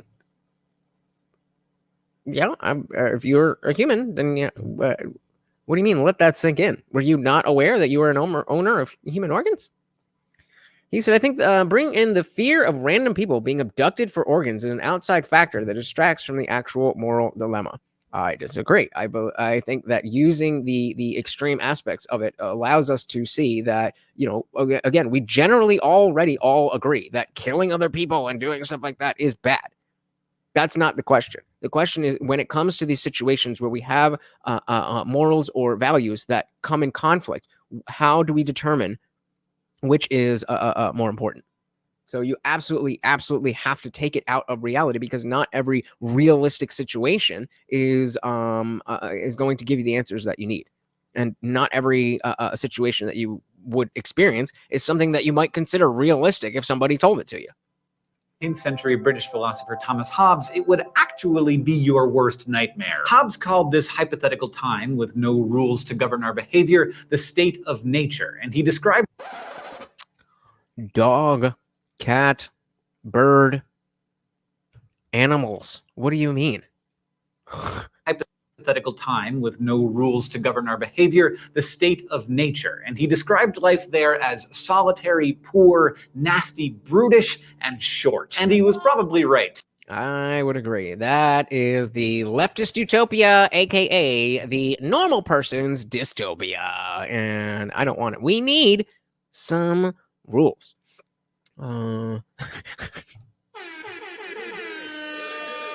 What other kind of organ? Beautiful, beautiful, beautiful. Nick said I shared the stream twice. Hey, thank you, thank you, thank you. And my sweet mom Carla actually joined us. Thank you so much, Carla. Hopefully my cousins will join us too. Thanks, mama. You can join in. You probably can't embarrass me more than I do. Don't say that, brother. You are a pillar of this community. Very, very, very much appreciated. Thank you, thank you, thank you, sir. Bobby says some people will pay for organs. Some people will get paid for taking them. Money is the root problem. People are still willing to do stuff for it, right? But what we're trying this conversation is not about getting people to stop black market organ stuff. This is more about the morality of lower level things that principally are the same as stealing people's organs. Now, obviously, people stealing organs is a very drastic thing, but that doesn't mean the principle of why it's wrong doesn't apply to things in our everyday lives. Solitary, poor, nasty, brutish, and short. And he was probably right. The land of do as you please sounds great until you realize that everyone else is also doing as they please. That's when you find out that you have an abundance of freedom, but you do not have any security. Because when everyone's constantly watching their backs, whoever is the biggest bully will be able to dominate, simply by fear and aggression. And even if you happen to be the biggest bully, life's not going to be any better, because when enough weaker bullies get together, even the strongest can be overthrown. So this type of system, a sort of anti-system without rules and without order, is a terrible way to live. And Hobbes pointed out that rational people would want to change the system. They'd trade in some of their natural freedoms in exchange for the security offered by civil society. Those who would trade liberty for safety deserve neither. Now, of course, this is in the I think that was what, Ben Franklin? Excuse me. Obviously, that's in the context of having some level of government, not talking about anarchy, but excuse me. Oh my goodness.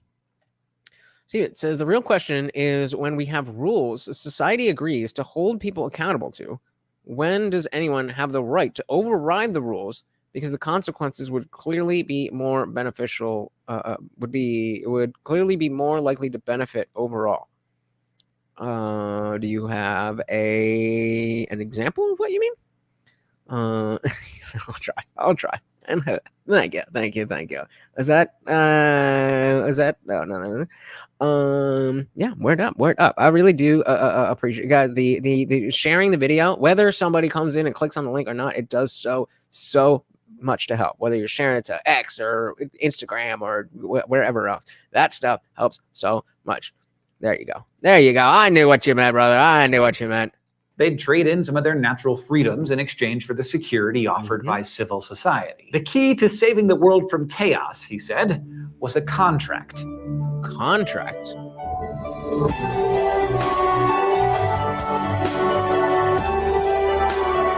The FTBA. Hobbes didn't think there was anything deeply real about morality. It's not written in the stars or waiting to be discovered by reason or handed to us on stone tablets by the divine. Which cases?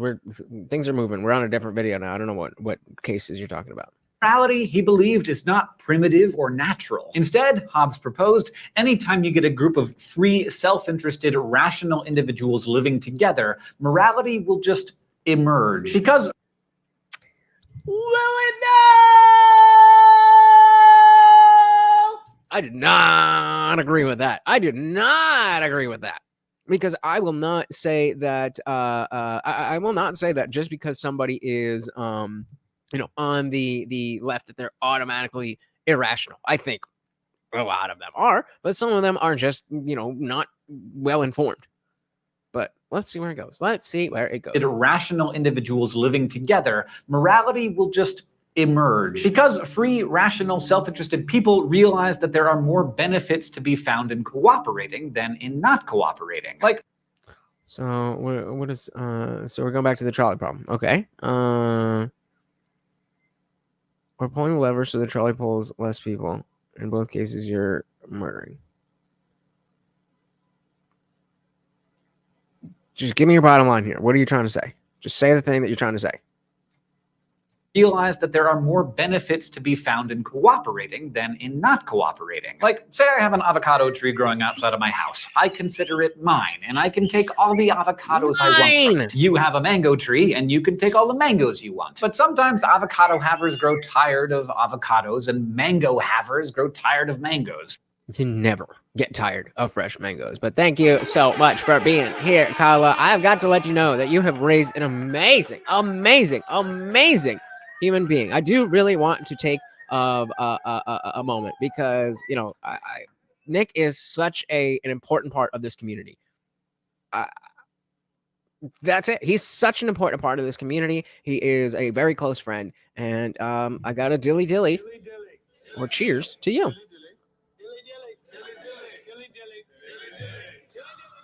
I don't know, maybe, but I'm not really sure what you're talking about. So it might be. Yeah, if you're going on longer things, maybe it's better to put it in the Discord or something. I don't know, because you guys know how stupid I am. I'll get if 5 minutes goes by, I don't remember what we're talking about. So give me grace. You Christians need that. Y'all about grace, right? I need some grace.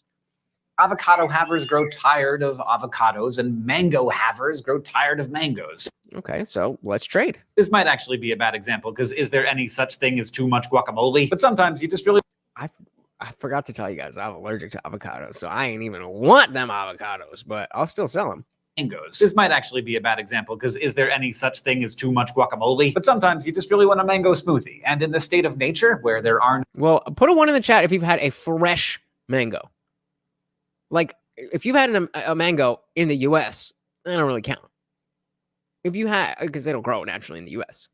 If you've had a real mango from somewhere they grow naturally, it's a different ballgame. Amazing. Let's see what's saying here. So, yes, absolutely. Quality, man, right there. Agreed. Huge cheers to Nick. We can't do it enough. Are you on? I'm on live chat. I've got everything right here. What are the messages that you're not that you see that are getting lost? I don't know what. I'm doing my best. Oh my goodness. Funk Master General. This one ain't for me. This one ain't for the Overlord. This is for our moderator. The best moderator we got, Nick Luchetti. Thank you both so very, very much. I don't know what this community would be without you. And both you guys are so fundamental to what we do here. Thank you so very much. Let's do this thing. Thing is too much guacamole, but sometimes you just really want a mango smoothie. And in the state of nature, where there are no rules, the only way for me to get a mango is to steal it. And the same goes for you and my avocados. So we or we could trade. Why is trade not an option? Found ourselves living in a world where we steal from each other, which means that both of us are always on edge and we see each other as enemies. But remember, we're rational, so we find a better way. We make an agreement. We promise not to steal from each other, and we promise to trade avocados for mangoes. Now we have more security and a more interesting diet. What we have created is a contract, a shared agreement, and suddenly morality is born. There we go. Okay, so Steven said you asked for an example of when to override the agreed to rules, such as killing young Hitler or switching the trolley lever. Each could be considered murder, right? Okay. Did I ask that, or was I saying that that's what the question is? The question is how do we know? I'm not asking how do I know. I'm saying the point of what we're talking about is how you can determine when you have conflicting values, which one should be superior. I'm not saying I'm not sure what to do there. And there's definitely no easy answers, but if you have the tools to understand, like, okay, this goes here and that goes here and that goes here, then it'll be easier to see, like, okay, well, this philosophy tells me this and this philosophy tells me this, but I don't necessarily agree with that part, and I like this part. Unlike a dogmatic approach to this stuff, where if it's the Bible or Stoicism or anything else, they're like, oh, I can't react, I can't. But instead of having just one answer of where to go, then it requires some philosophical thinking of like, okay, well, this says I should go this way, and this says I should go this way. I can't do both. So which one is more important? That's what I was saying. So thank you for creating this community, brother. Thank you for being here. And Carla said, as a Christian, I can honestly say I respect your beliefs. Thank you for being conservatives and moral human beings. We try, right? We try. We do our best. Thank you so much for being here. And yeah, Steven said there's definitely no easy answers, but I'd lean more into evaluating long-term optimal consequences unless you suck at doing so, right? Then you just always need to follow the rules. I guess if you really don't know, then the rules are a good place to start, especially if we're talking about a rule in terms of this situation where it is a rule that you're not stealing avocados or mangoes, that we're trading them. Then that definitely is a good place to go. But I think, as you're alluding to, when the more complex things get, the harder it is to stick to hard and fast rules. Is a contract, a shared agreement, and suddenly morality is born. This view, espoused by Hobbes and followed by many today, is known as Contractarianism. Contractarians say that right acts are those that do not violate the free, rational agreements that we've made. Right acts. So it is right as long as it does not violate the free, rational agreements that we've made. And if that's where our economy ended, then we'd be in a much better place. And we make these agreements because we think they'll make our lives better. So basically, we trade in some freedom for the benefits that come out of cooperative living. Avocado for mango contracts are pretty straightforward. We both want something, and we make an explicit contract that we both believe will result in us being better off. But some contracts aren't so obvious. We're also bound up in a lot of implicit contracts, ones that we've never actually agreed to, but sort of find ourselves in. An implicit contract. Okay, they're going to give an example. For instance, natural-born citizens of the United States never agreed to follow the law of the land. Immigrants who become citizens do. They have to engage in an except in Springfield, right? Am I right? You know what I'm saying? All right, it's a joke. Relax. Everybody relax. We're just having fun. Follow the law of the land. Immigrants who become citizens do. They have to engage in an explicit contract as part of the citizenship process. But for the rest of us, we are expected to follow all sorts of rules that we never agreed to follow. Now, if you try to explain to the cop who pulled you over that you never agreed to the speed limit, so you're not bound to follow it, and it's so funny that he brings up this example. If you know anything at all about the trend, I don't know how far it goes on Twitter and Instagram, whatever. But if you're on TikTok, you have seen endless videos of these sovereign citizens. I'm not driving, I'm traveling, and by the jurisdiction of this, that, and everything, they get pulled out of the car and they get arrested and they go to court, and it don't work. It is hilarious. Hey, shout out to Taylor Wooden in the building. Welcome to the party. Asked, do they eat cats in Springfield?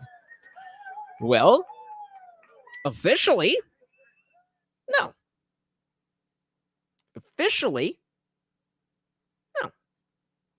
Officially,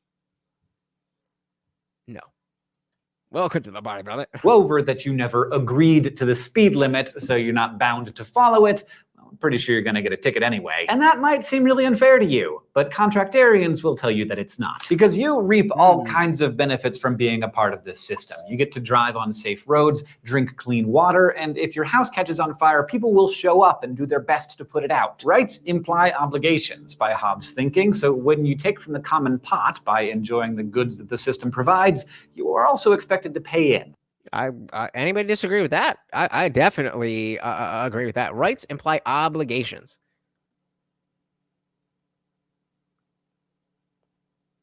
I do agree with this, but as soon as I'm like, yeah, this sounds good, I'm immediately thinking like, okay, how does the government then say, well, your obligation, we gave you all this stuff, look, it's a nice road, so now you have to pay us $7 million. I like the concept, that rights imply obligations, but the government, yet again, is very, very bad at executing what should be a good idea. In the common pot by enjoying the goods that the system provides, you are also expected to pay in. That's what happens when you pay taxes and when you show up for jury duty and when you accept the punishment for violating the rules, even that one's fine, but tax is theft. Rules that you disagree with. So contracts are a pretty brilliant way for making society not just survivable, but possible. They save you from a situation that Hobbes described as war of all against all, and puts you in. Before we move on, the initial thing I had here with this, the rights imply obligations. When you're taking from the common pot and enjoying the goods the system provides, you're also expected to pay in. I agree with that conceptually, but that implies that there is no way for me to enjoy those goods except for the way that the government intends it.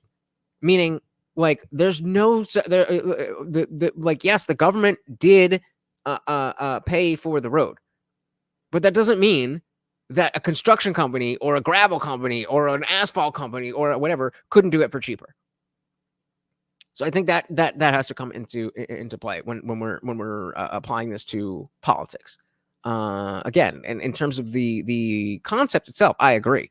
But again, we go back to the government, and they suck. Sarah Marie said, Norwegian media say it's fake news. So, well, so does American news. For now, we'll see.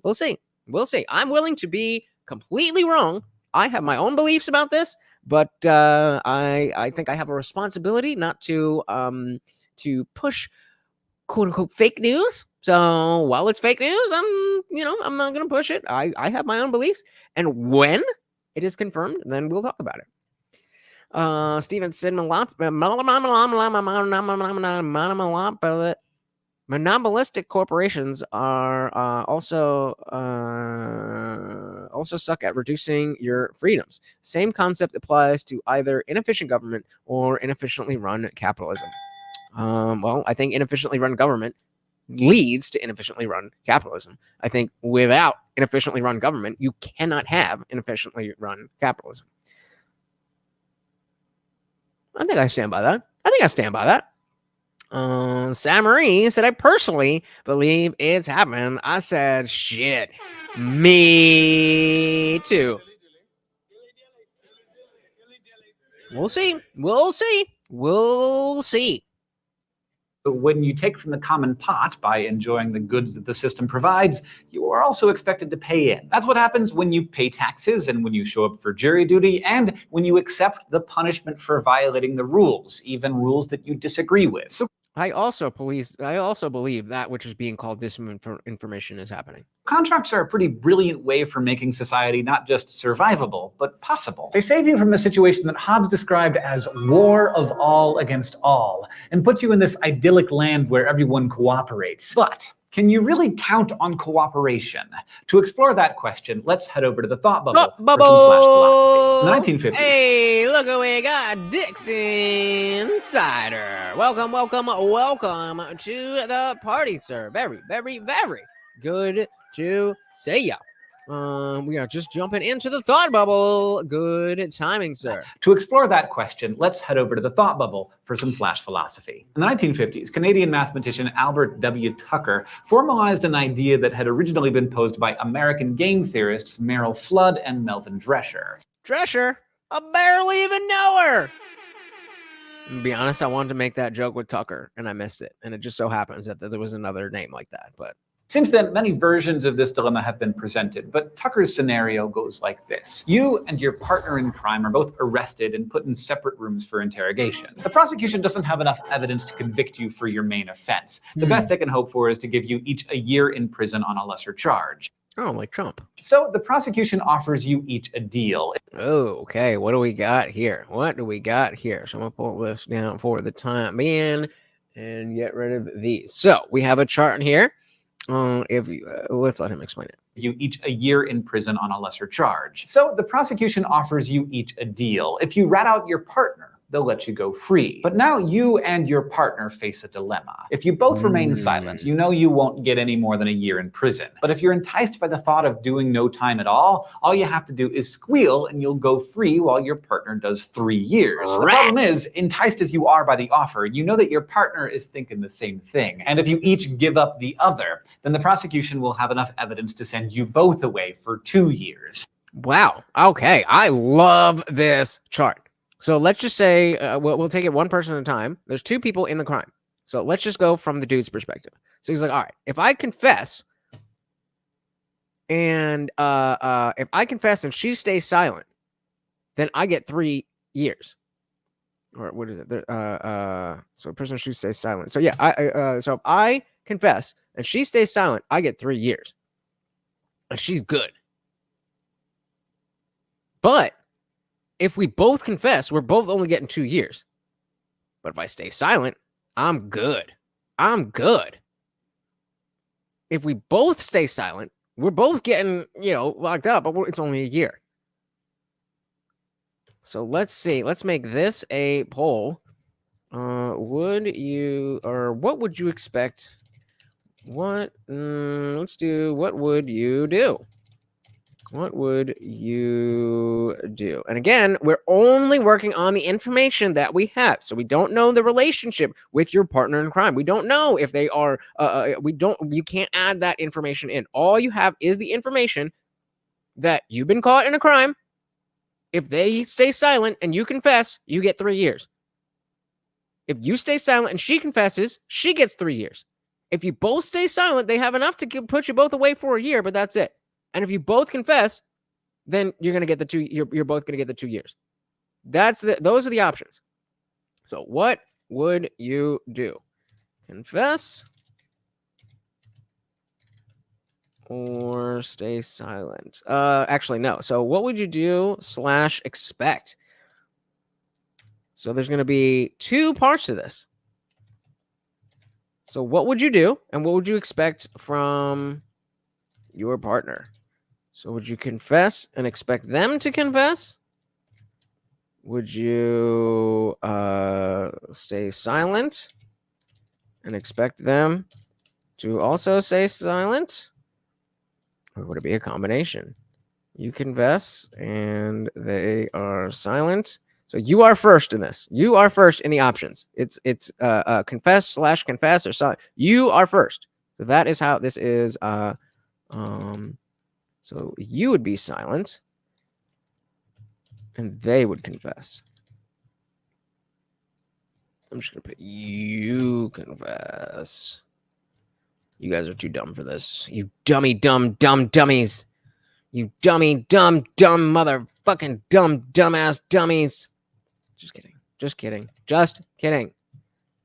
They. This is the longest time it's ever taken to make a poll in my life. Okay, there we go. So let's go back to this whole thing here and give you some time. The thought bubble for some flash philosophy. The In the bubble. 1950s, Canadian mathematician Albert W. Tucker formalized a... Actually, wait, I missed all of these chats. All right, where we at? Whoa, what just happened? Okay. Oh, I zoomed out. I didn't know I could do that. Okay. Where are we? More importantly, what does the Norwegian volleyball team think? Prisoner's dilemma. Yeah, that'll come up in the next video. Hey, Bobby's thinking smart. It's like 3 years. He'll be out in 1 year and 7 months.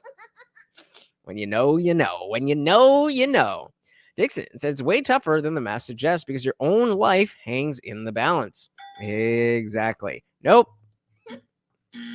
No paying off the commissioner. None of that. We cannot add stuff into this. I know you're being funny, but a lot of other people, don't really understand. So we only have the information that is given to us in the situation. Obviously, that's by Florida standards. I've never been locked up anywhere else. Well, Jersey is not too much different. But I said, personally, I stay silent regardless of the other choice. That's not enough time for me to snitch. I said, shit. Me too. I could have snitched on my friend and gotten scot-free off of something, but I mean, it was only, what, 2 years of probation, but it was hell for 2 years, and I couldn't smoke, and I became an alcoholic, so, you know. But ain't no stitches over here. Steven says, depends what you know about the other party and their patterns of behavior, but we don't know any of those things, so that's not relevant. Not relevant.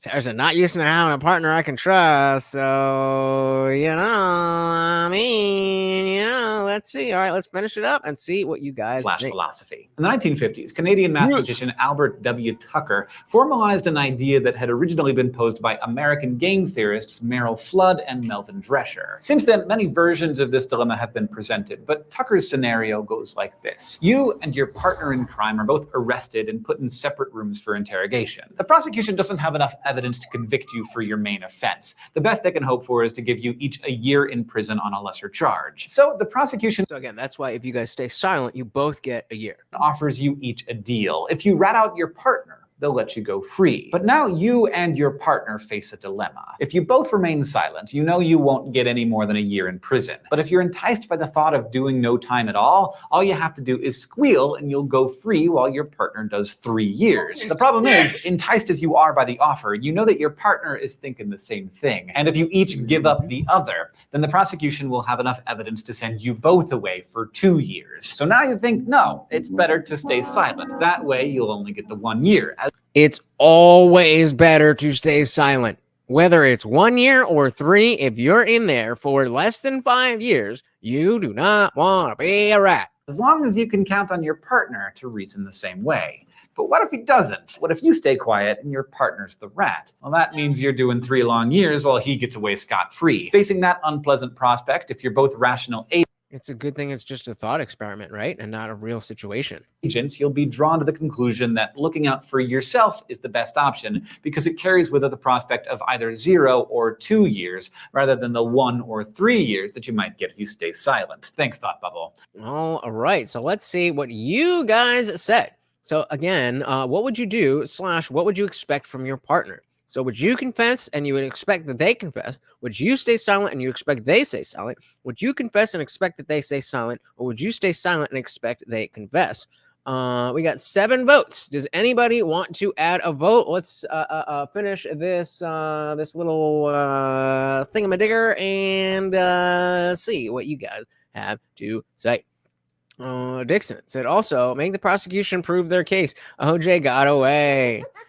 But we said, I'd like to say that any partner of mine would also stay silent. However, I've done some dumb shit with some dumb people. And the fact of the matter is, you don't know. You don't know. And Bobby will back me up. You don't know who really has it until they're in the situation where they have something to gain. You'll be, I would never rat on you. All these gangsters and I'm about that life. And then what happens? As soon as they get caught, they sing like a canary. You don't know people. You don't know people. You do not know people. Your best friends, when it comes to them spending, we're not even talking about a long period of time, but especially if you're not in life or something like that. If you're just a random person living their life and something happens, let's say it's not even that you did anything, but you're facing charges because of some mistake. If you expect any other normal person to be like, yeah, I'm gonna take a 5-year stint for you. What? Come on, man. Ain't happening. Like, okay, yeah, with somebody like me, with somebody who knows what's good, we have a code. But normal people are not prepared for that. 2 years rather than the 1 or 3 years that you might get if you stay silent. Thanks, Thought Bubble. The prisoner's dilemma shows us some interesting wrinkles in contractarianism. Even though it was rational for both prisoners to squeal, they'd actually have been better off if they could count on each other to stay quiet. Cooperation pays, but only when you trust your fellow contractors to keep their agreements. This is why a lot of defection occurs among strangers. Defection is where you break the contract you're in, whether you agreed to be in it or not, and you decide to look after your own interests instead of cooperating. example, the next time you're driving during rush hour, you will see rampant defection. Instead of following the rules, waiting their turn, and merging when they're supposed to, people will speed down the shoulders and try to sneak up to the head of the merge lane, which ends up slowing down everybody. Actually, I just... Ooh, is this going to come up? Is this... Oh, did I actually save this video? I don't think I did. Hold on. If you give me 2 seconds. As somebody who lives in Jersey, where nobody knows how to drive, people coming from New York, what am I looking for? There was a thing about a zipper merge that, like, I think people think that, like, using a zipper merge properly is, like, wrong. Give me 2 seconds. It can't be very far. It can't be very far. Come on, low mother. Come on, come on, come on. Be right here. Be right here. But the point is, even if I can't find it, that you'll see like a long line of traffic where you see a merge coming up.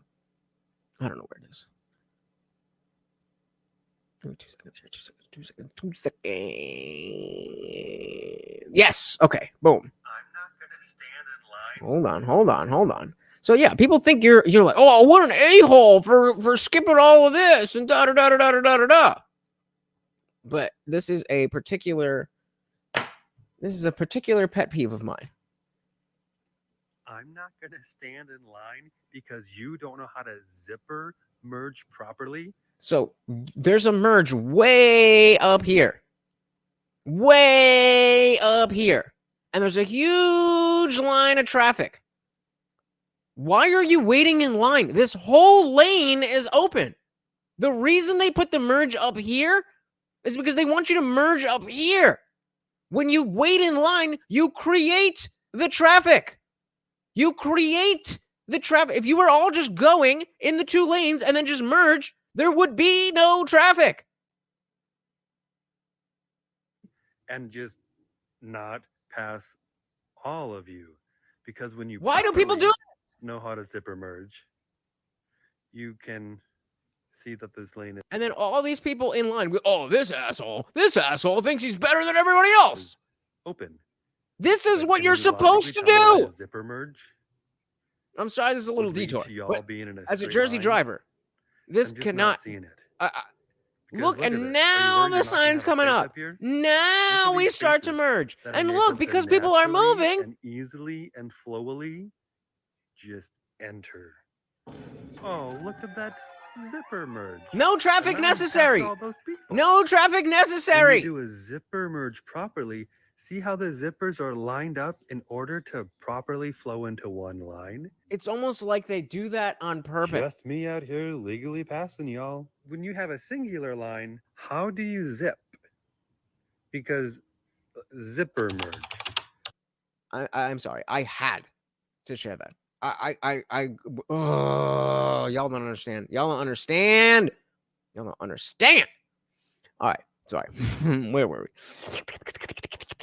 Matthew King said, if I stay quiet, I can live with the consequences. If my partner talks, that's on their conscience.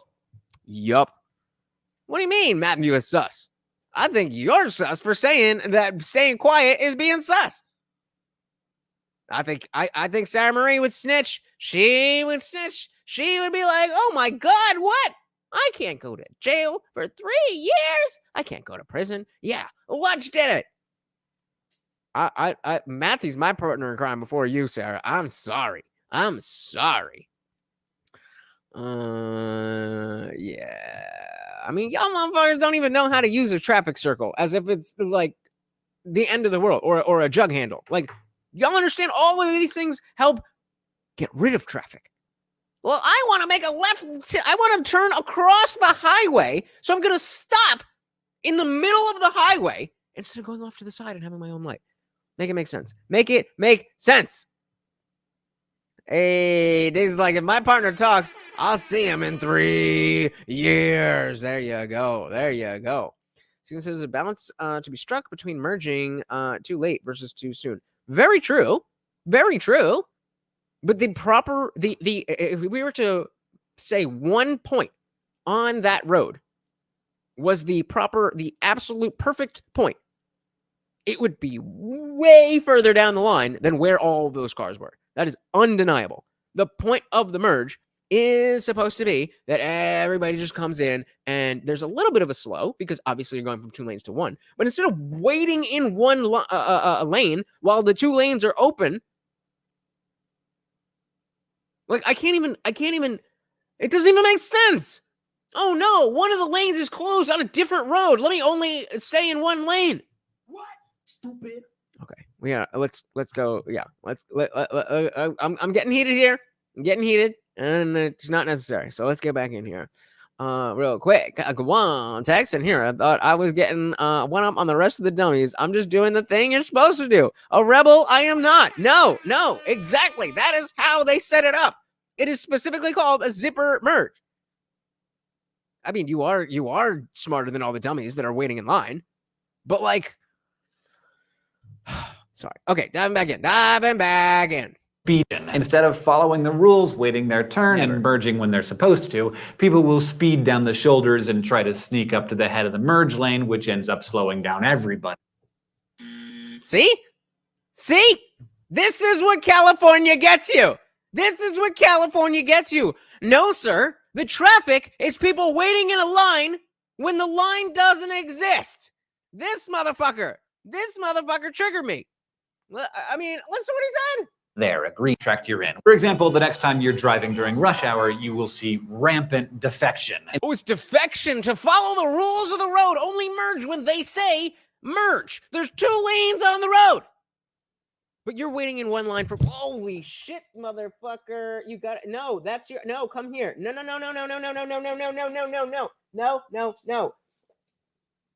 Can you guys hear me? Test. Jesus Christ, on a motorbike.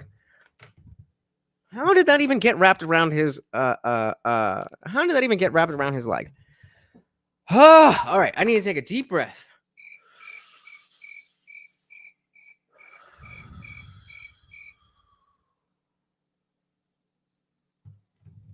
Act utilitarian merger. Am I? Yeah, you're goddamn right I am. Do it the way it works.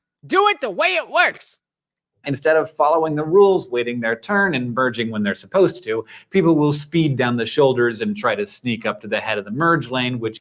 Okay, so the shoulder is different than the lane that is being closed for being merged. Ends up slowing down everybody. But you see much less defection among people who know each other, because when you flagrantly violate a contract among people you know, it comes with a heavy social cost. So that goes back to what you guys were saying about, well, I'm not going to have a partner in crime that, like, I don't know who it is or da-da-da-da, which, yeah, again, a fair point, but not the point of the hypothetical we were given. Because when you flagrantly violate a contract among people you know, it comes with a heavy social cost. There's a special kind of moral outrage for somebody who freely makes an agreement they didn't have to make and then violates it, because our whole society is built on the trust that people will keep their word. Yep. Shout out to Damaris. Welcome to the party, sir. Good to see ya. Welcome. There's a special kind of moral outrage for someone who freely makes an agreement they didn't have to. It's like, you just decided, I'm going to be like, yeah, this works. And then, nah, I'm not about it anymore. Flaky people. Nobody likes flaky people.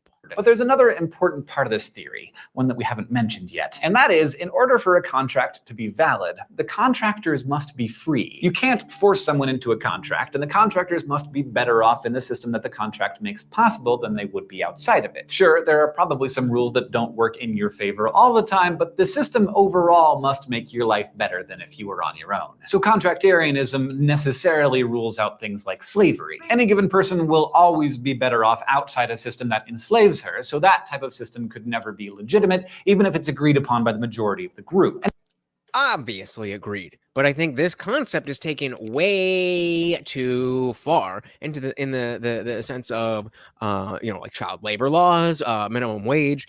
Like it's too much. It's trying to protect people. That safety is impeding on the liberty. So especially with all these migrants coming here, maybe they're not worth $15 an hour. Does that mean that they should not be able to work? Well, yes, because they're illegal. But let's say they become legitimized. but they still don't have any skills. They're not worth $15 an hour to an employer. Does that mean that they just don't get to work? Well, in America, that's exactly what it means. But without the minimum wage, then you are free to make the types of agreements that are appropriate for you and your employer. You go, okay, maybe I work for $3 an hour for 6 months, and then you bump it up if I do well, and so on and so on and so forth. Shout out to Sarah Marie. Said an extra breather for both Lutch and Morty. Indeed, we need it. Thank you. Thank you. Thank you so very, very much. Goose Fraba. Goose Fraba.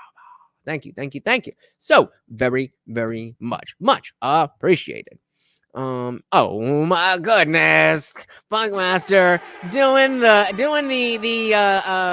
what you call it?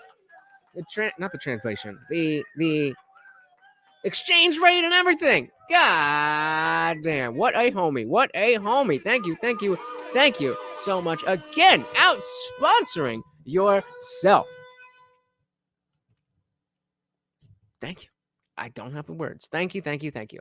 Gives her, so that type of system could never be legitimate, even if it's agreed upon by the majority of the group. And maybe you've noticed something else about this moral theory, something that's distinct from, say, the divine command theory or Kantianism or even utilitarianism. With Contractarianism, there is no morality until we make it up. There's nothing fundamental. There is no morality until we make it up. Just like everything else. You may believe that God is some objective measure of things, but that's your subjective opinion. Contractarianism, there is no morality until we make it up. There's nothing fundamentally real about it, but it becomes real as soon as you and I agree that it is, because once we agree to particular rules, they become real and binding. So in a way, Contractarianism is the most permissive of the moral theories we've looked at. Morality is determined by groups of contractors, so whatever they agree to goes. Which means, of course, morality can change. If, as a group, we change our minds, we can simply modify the contract, which is exactly what happens explicitly when we change laws and implicitly with shifting social mores. But Contractarianism is still pretty rigid in some ways. If you take on an obligation, you have a duty to keep it. This theory starts with the assumption that we get to choose what responsibilities we incur. So we're all held to a high standard for keeping the agreements we choose to make. Right. So if we have this top-down morality where you have to do this because this is what's right and that's the end of it, then okay, I might do it because that's what, I might feel I have to do these things for that reason. But there's a strength, in my personal opinion, there's a strength in saying, no, I don't have to be a good person. I don't believe that there's any negative, cosmic consequences to me being a bad person. So, but I choose to be a good person anyway, and then I choose to continue with that mode of living, even when it's not the most convenient or pleasant for me. And if you can do that, then you don't need an objective morality. Steven said, you're also free to run your own business. Then you're only a slave to the market forces. Well, yep, there you go. Bobby said, I agree with that. Majority rule dictates morality. That's definitely not what I'm saying. I don't know, but majority rule dictates the social norms. But remember that slavery was a social norm. That at no point was slavery moral. Just because something is accepted doesn't mean that it's moral. It's a good place to start. In general, if most people are okay with the thing, then you can assume that there's some level of moral value to it, but that may not even necessarily be the case. Majority rule dictates normalcy, not morality. Marie said, fair enough. I will, quote, fair enough. I will continue to be the considerate person I am and yet eat that shroom. Either way, I'm about it. Love me some shrooms. When, oh no. When was slavery moral?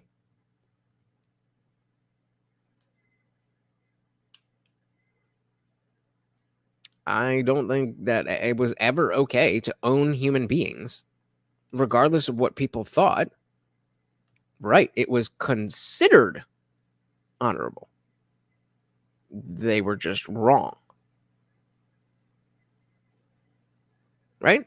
Like the morality of something does not change.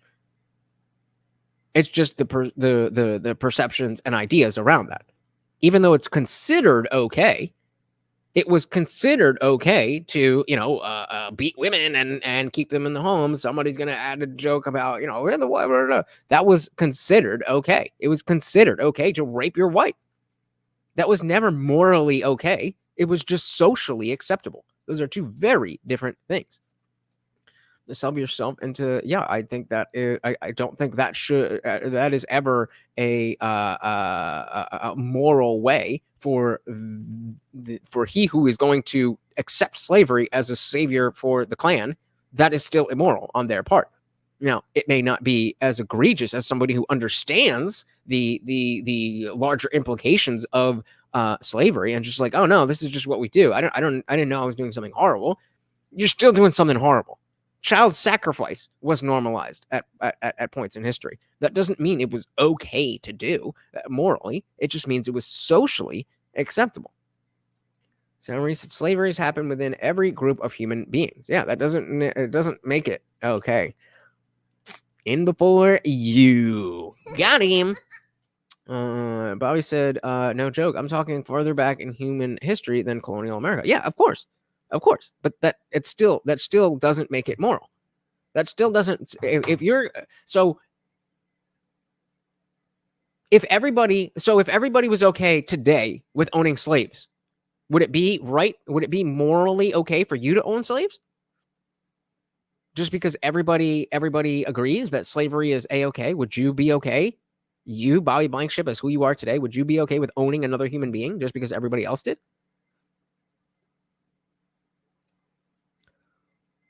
Steven says slavery occurs in degrees, though. People tend to think of binary. Nah.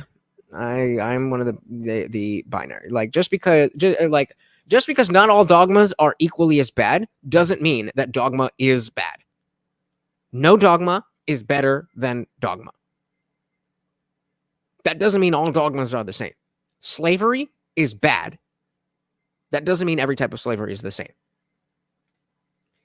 Matthew King said there's a difference between perceived morality and societal norms. Well, maybe not.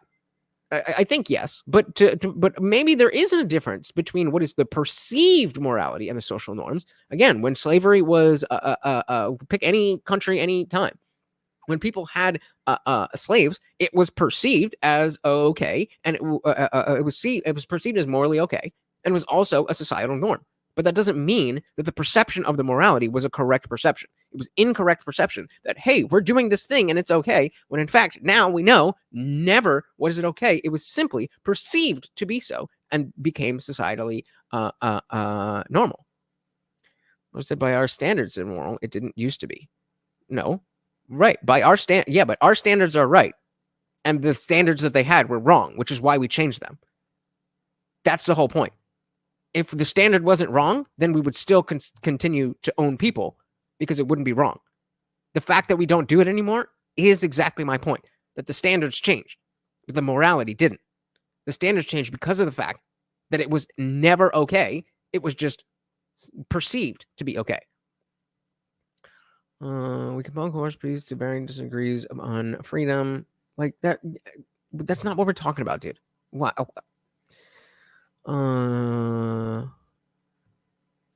Didn't say it was okay. Right, yeah. You're just finding slavery as an absolute, but that's not at all what I'm doing. I just gave you an example of dogma. You know that I agree that there's different dogmas. We have Christianity as a dogma, Islam as a dogma, leftism as a dogma. There's a bunch of different dogmas. They're not all the same. There's degrees of dogma, but they are all bad. That is not a contradictory statement. Okay, so in 100 years, do you think it is possible that we will ever go back to thinking, actually, we were wrong in 2024? Slavery is a good thing.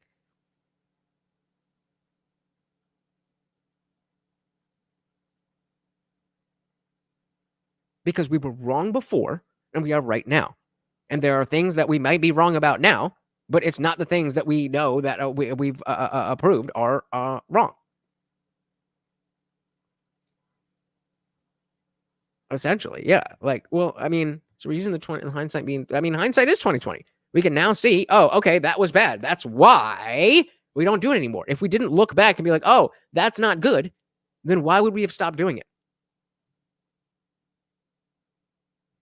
We're not talking about coercion. We're talking about slavery.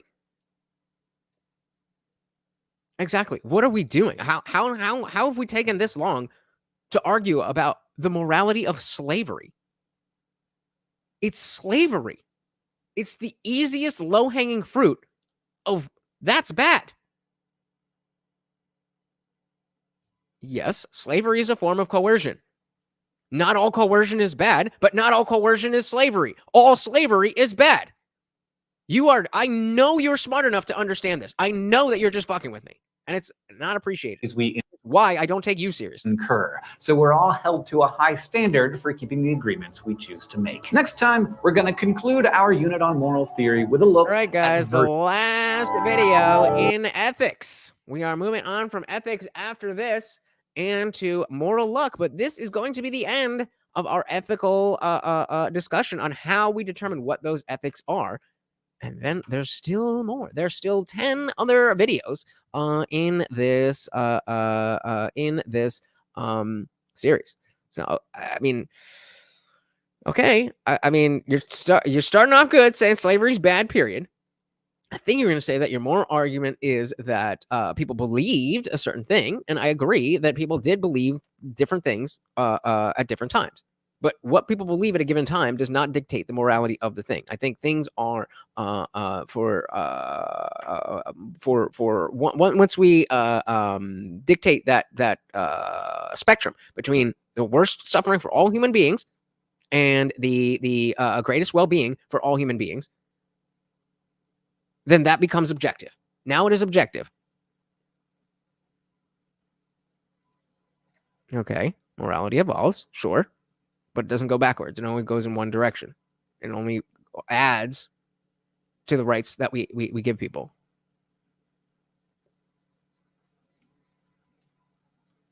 It's not dictated. Again, you're conflating social norms and what is right. So again, I will ask you, if the majority of people wanted slavery, would you personally say that slavery is okay? Sounds like no. So this debunks your argument. If it's dictated by the majority and you agree that slavery is wrong, period, then both of these things can't hold true at the same time. It is not dictated by what the majority of people want. Those are social norms. A social norm is not the same thing as a moral act. Those are different things. A social norm just means what people are doing. Morality has to do with what is right and wrong. And people can be wrong about what they think is right or wrong. You can be incorrect to think that it is okay if you think this, that slavery is okay. You can think that. You're just wrong. You're just wrong. Slavery is thought of by the average person. Well, it's a good thing that I'm not the average person. I've specifically articulated exactly what I mean, right? But I said if the majority of people wanted slavery to continue today, we would believe it to be moral. Again, you're adding words. Believe it to be moral. But people can believe things that are not true, right? Or just because you believe something, that means it's true. Can you believe something and it be not true? Or just because you believe it, that makes it true?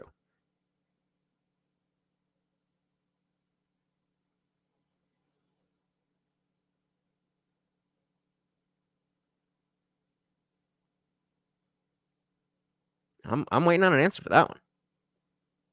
If the majority of people want... No. Don't come from a different angle. I asked you a direct question. If the majority of people wanted slavery to continue and people would believe it to be moral, would you think it was okay?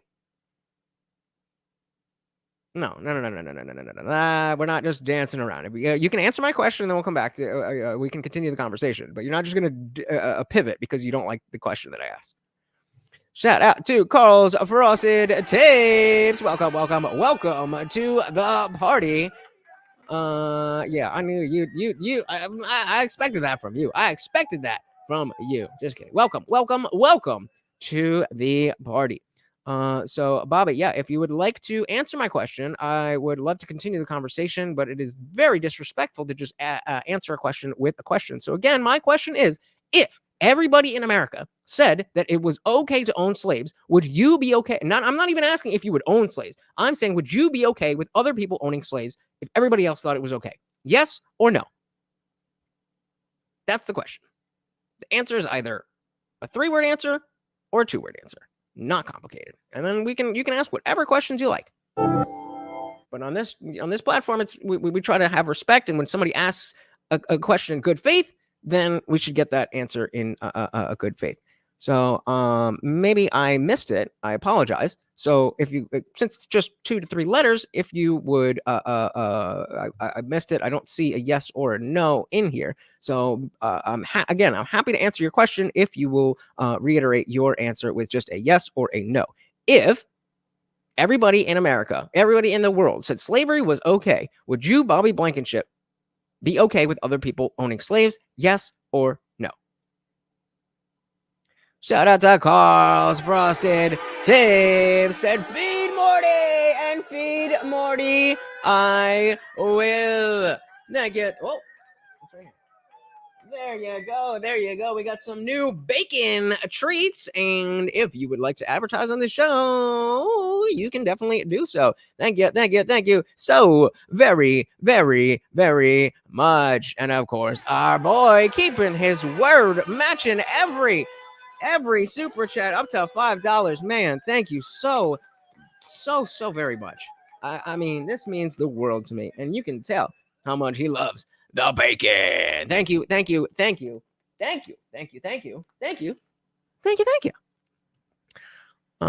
you're not going to give me a yes or no, but also I'll have to assume that if it was standard, yes is what you're saying. So you'd be okay with other people owning slaves just because other people said it's okay owning slaves. That is immoral, in my opinion. What if everybody said it's okay to kill bald guys named Bobby? Would you be okay with that? You see how this is not something that you can use to create a society or moral structure. Well, what does everybody else think? People are fucking stupid. And so if you're just going along with what everybody else, no. But absolutely not. By your standards, that it would be totally okay because everybody said it was okay. Everybody said it's okay to kill bald dudes named Bobby. What's the issue? Everybody agrees. Or the majority, rather. The majority agrees, right? We're talking about the majority. If it was the standard, it's the standard that if you're bald and your name Bobby, we can mark you. What's your issue with that? It lines up with, that's the standard. Oh, really? 2 answers. Okay. No, I am not in favor of, where are you at, Mark? You staying over there? Or you coming up here? Yeah. Okay. I am amazed. Can I take a guess, Bobby, that you're a Christian? I might be wrong, but I've never, ever spent this much time talking about slavery with anyone but a Christian. But he says he has two answers, so we definitely have time for that. Stephen Gobert said, is slavery within a limited time period after which they are free equally bad to more permanent slavery? No. Again, there's degrees, but all of it is bad. There's degrees to the bad thing. That doesn't mean the bad thing can be good. I'm not disagreeing with you that there are levels. I'm saying that you don't read any of my chats like you don't think I'm being serious or something. And meanwhile, I'm all over here solving all these moral dilemmas. What are you talking about? I've read everything that you've said that has not been added at everybody else.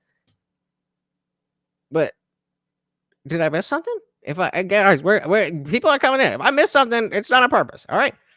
Because that happened in ancient times frequently. Yes, and it was not as bad, but it was always bad. It was not as bad when it was not as bad, but the bad thing was always bad. Does that clear it up?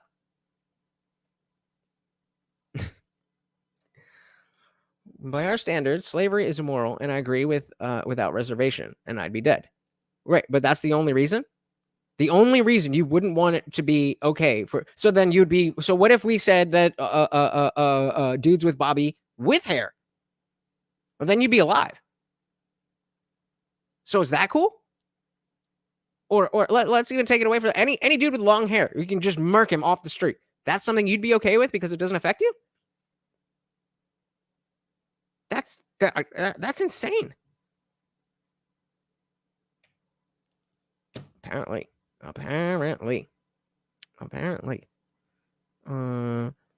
Funk said I'm against the Bobby law. My partner at work is a bald guy named Bobby, and he doesn't care when I fuck off with people's dogs. What? I don't know what that means. Where we at? Wish I had a good cigar. There you go. Funkmaster does in fact remain immortal no matter what. All right, let's finish this up. Aristotle and virtue ethic. Imagine crazy to me that I just again want to point out it's insane. It's insane that we just spent that long arguing over the morality of slavery. But okay, yeah. Moving on. Person who always knows what to say, who can diffuse a tense situation, deliver tough news gracefully, is confident without being arrogant, brave but not reckless, generous but never extravagant. This is the type of person that everybody wants to be around and to be like. Someone who seems to have mastered the art of being a person. This may sound like an impossible feat, but Aristotle believed that while rare, these people do exist. And I'm just saying, bruh. I'm just saying. They are what we should all aspire to be. Virtuous. And there's a whole moral theory based on this idea of virtue. But unlike most of the moral theories we've discussed, virtue theory doesn't spend a lot of time telling you what to do. There's no categorical imperative or principle of utility. Instead, virtue theory is all about character. Rather than saying, follow these rules so that you can be a good person, Aristotle and other virtue theorists reasoned that if we can just focus on being good people, the right actions will follow effortlessly. Become a good person, and you will do good things.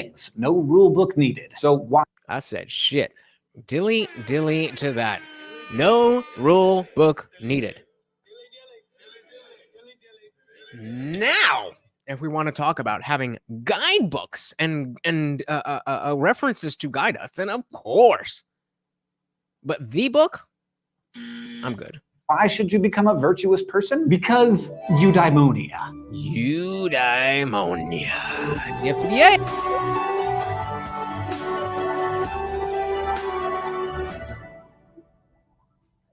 Virtue theory reflects the ancient. You guys aren't hearing like some buzzing or beeping, right? Please let me know if you're hearing something weird. I'm hearing it, but I haven't heard anything from you guys. So just please let me know. Assumption that humans have a fixed nature, an essence, and that the way we flourish is by adhering to that nature. Aristotle described this in terms of what he called proper functioning. Everything has a function, and a thing is good to the extent that it fulfills its function and bad to the extent that it doesn't. This is easy to see in objects created by humans. A function of a knife is to cut, so a dull knife is a bad knife. I just saw a robotic or auto kitty litter filter thingy that, or like a litter box, an auto litter box that cleans itself. But the thing closes itself on the cat's heads and kills them. And a function of a flower is to grow and reproduce. So a flower that doesn't grow is just bad at being a flower. And the same goes for humans. We're animals, so all the stuff that would indicate proper functioning for an animal holds true for us as well. We need to grow and be healthy and fertile. But we're also the rational animal and a social animal. So our function also involves using reason and getting along with our pack. Now you might notice that some of this sounds a lot like parts of natural law theory. Aquinas. Yeah, right. I mean, at the end of the day, it really just comes down to the one necessary rule. Don't be a dick. Is his theory that God made us with the tools we need to know what's good. Well, Aristotle had a strong influence on Thomas Aquinas, so part of Aristotle's thoughts on virtue theory ended up in natural law theory. But for Aristotle, this isn't about God's plan, it's just about nature. Aristotle argued that nature has built into us the desire to be virtuous, in the same way that acorns are built with the drive to become oak trees. So Bobby says, just to be clear, I wasn't arguing that slavery was moral. I was arguing that morality changes depending on the society, and the society is dictated by majority rule. Majority dictates morality. Agree to disagree. But I wanted to make sure you were not saying that slavery was moral.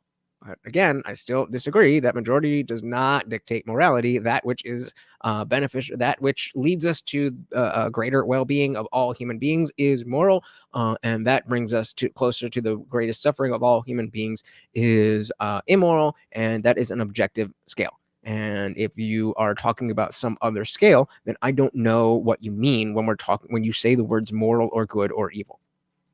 Desire to be virtuous, in the same way that acorns are built with the drive to become oak trees. But what exactly does it mean to be virtuous? Aristotle said that having virtue just means doing the right thing at the right time, in the right way, in the right amount toward the right people, which sort of sounds like Aristotle. It's almost like we just spent half an hour talking about owning people as property. Aristotle saying exactly nothing. I mean, how vague can you be? But according to Aristotle, there's no need to be specific because if you're virtuous, you know what to do all the time. I generally agree with that, but the problem is getting being virtuous and getting other people to do to also be virtuous. You know how to handle yourself and how to get along with others. You have good judgment. You can read a room and you know what's right and when. Yeah, I'm good with all that. I mean, obviously I'm not perfect, but like I got that on lock. It's about getting everybody else to be on the same page. Aristotle understood virtue as a set of robust character traits that, once developed, will lead to predictably good behavior.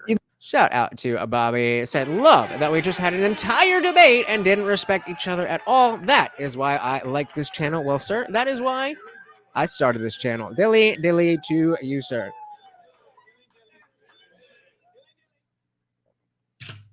Bobby Blankenship, welcome to the party.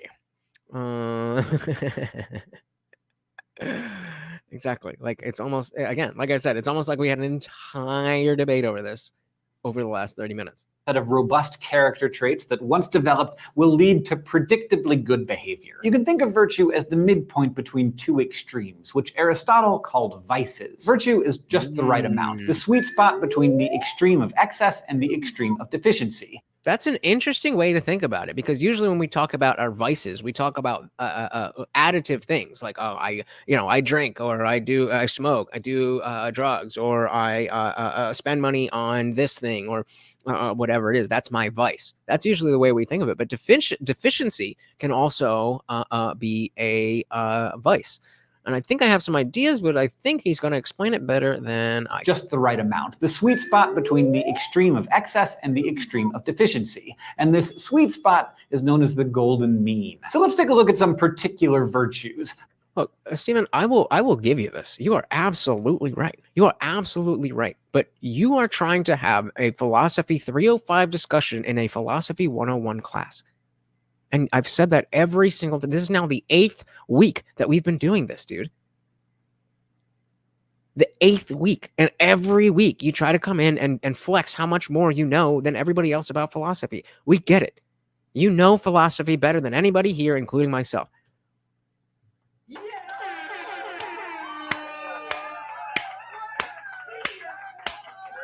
The rest of us are trying to have these conversations and not look down on anybody who doesn't already know this stuff and engage on a level that everybody can engage in. This is not the level that everybody can engage in. You are flexing because I've told you this before and you still do it. This sweet spot is known as the golden mean. So let's take a look at some particular virtues, starting with courage. What is courage? To take a closer look at this, let's head to the thought bubble for some flash philosophy. Walking home from a movie, you see a person being mugged. What is the courageous action for you to take? Well, obviously the courageous thing would be to step in and beat that motherfucker up. That would be the courageous thing to do. But I ain't doing that. Your impulse might be to say that a courageous person would run over there and stop the mugging because courage means putting yourself in harm's way for a good cause, right? Sure. Well, no. A virtuous person, in the Aristotelian sense, would first take stock of the situation. Taking stock of the situation. So I'm still virtuous because I'm tiny and I know I can't help you. So I'm good. I'm good, baby. I am good. Yeah. If you size up the mugger and have a good reason to believe that you could safely intervene, then that's probably the courageous choice. But if you assess the situation and recognize that intervention is likely to mean that both you and the victim will be in danger, the courageous choice is not to intervene, but to call for help. Yeah. I mean, I don't think I could do much more if the average man is doing anything to anybody. Then the cops, that's my only option. I ain't gonna do anything but make things worse. The victim will be in danger. The courageous choice is not to intervene, but to call for help instead. According to Aristotle, courage... Yeah, for the newbies here, I am 5'4". I can't help nobody. Is the midpoint between the extremes of cowardice and recklessness. Cowardice is a deficiency of courage, while recklessness is an excess of courage, and both are bad. Aristotle said that you definitely can have too much of a good thing. So being courageous doesn't mean rushing headlong into danger. A courageous person will assess the situation, they'll know their own abilities, and they'll take action that is right in the particular situation. Part of having courage, he argued, is being able to recognize when, rather than stepping in, you need to find an authority who can handle a situation that's too big for you to tackle alone. Beta. Sounds kind of like cope, but I'm here for it because it's working for me. Funkmaster said, call for help. Maybe try grabbing something that might even the odds. Well, hey, in Jersey, not that. Steven said, courage isn't lack of fear. It's taking action regardless of having it. Agreed. But again, as we see, courage and virtue are not necessarily the same thing. Sure, you could definitely, any of us could identify as an angry chihuahua. Morty does all the time, but I still don't think that's going to help. Worth a try. But I'll let you be the guinea pig on that one. Bobby said, ooh, recklessness could also be a deficiency of intelligence. Absolutely. Look at me saying smart shit. There you go. I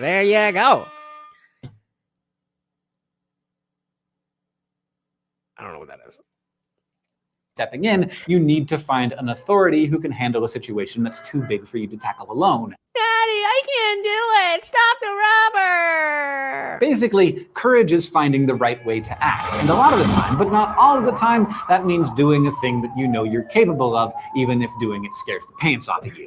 And thank you, Carla. Slavery is wrong. Employment is a choice, but slavery is ownership. Thank you. Conversation over. Nothing more needs to be said. Well said, Carla. Thank you.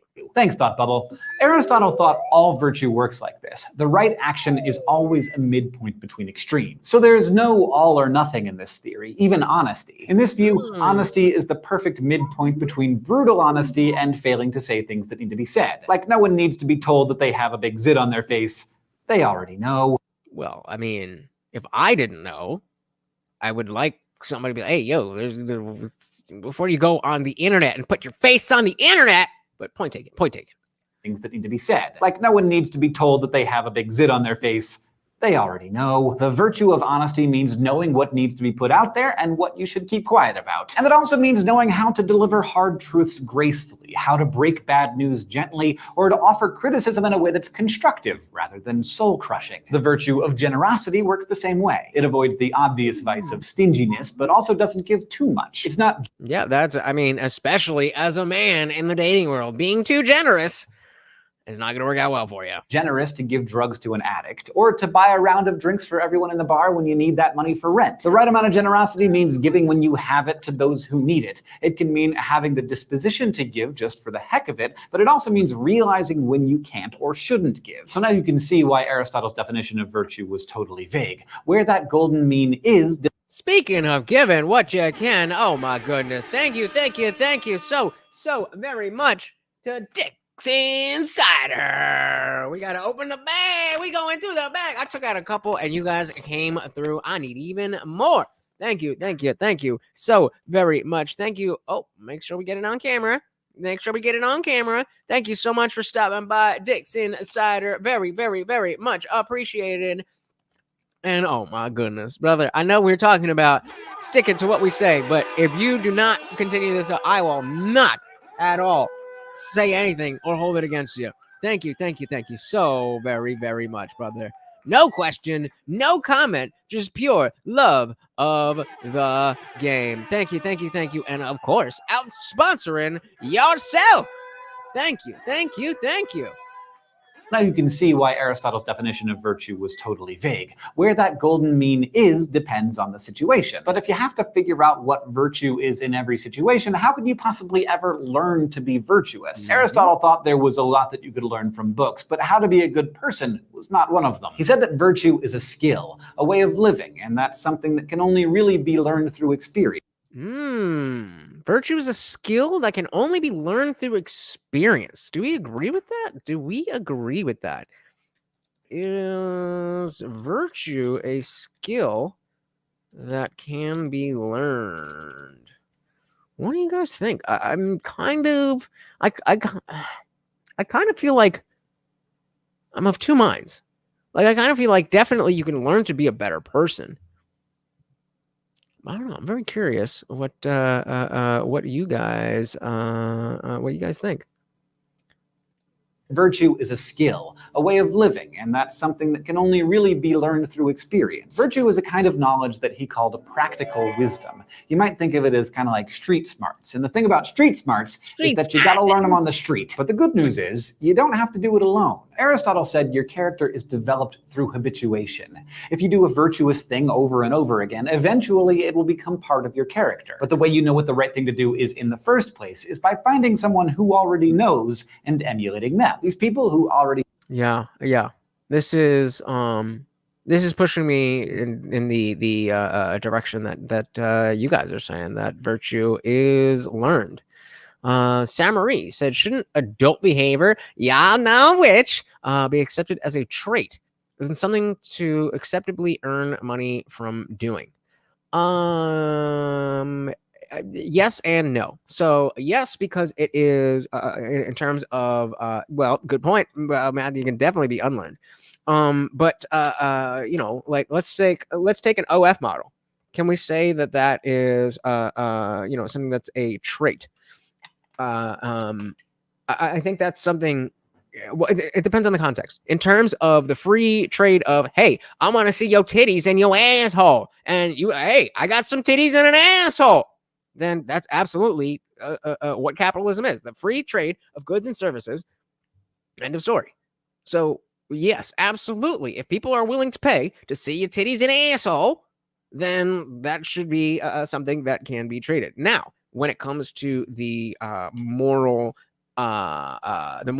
attitudes about that, the reason people have those holdups is because of the ease of which or the lack of skill required to do this. The lack of skill versus the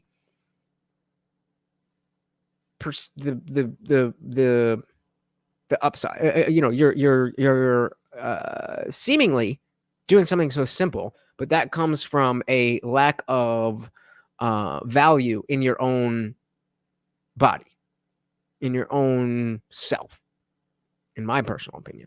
Maybe you feel differently and you out there and you shaking your titties and you're doing whatever and you're happy about it. But I think that there is value in that which is sacred, and something can be made sacred simply by us just imbuing value into it. And so if I say my body, obviously I'm not some fucking sexy chick, but let's say I was, and I say, no, my body is worth way more than dollars. It doesn't matter how much money. It's not about money. It's about the person who gets to experience what the value of my body is somebody who provides, love and care and whatever else. And so the idea of money, that's like asking, is it acceptable as a trait, as in something that can be acceptably earned money from doing? Can you sell your children? It's like, well, I mean, theoretically, economically, yes. But if we're talking about morally, I don't think so. I don't think so. Stephen says, without the context of the culture of where the culture you live in and experiencing that, virtue has little meaning. Sure. Yeah, that's why we're talking about it in the context of the society that we have. Bobby said, wasn't Aristotle a Stoic? Might have colored his judgments. What do you mean by that? I was gonna, because I mean, he wasn't a Stoic. Like that's not, I mean, he may have been a Stoic individual, lowercase, but he wasn't of the Stoicism ideology. But what would, even if he was, let's just say he was, what do you mean might have colored his judgments? In what way? And you say it's considered the oldest. We got the hungry dance. Oh, no hungry dance. Oh, I jumped the gun. No hungry dance. Never mind.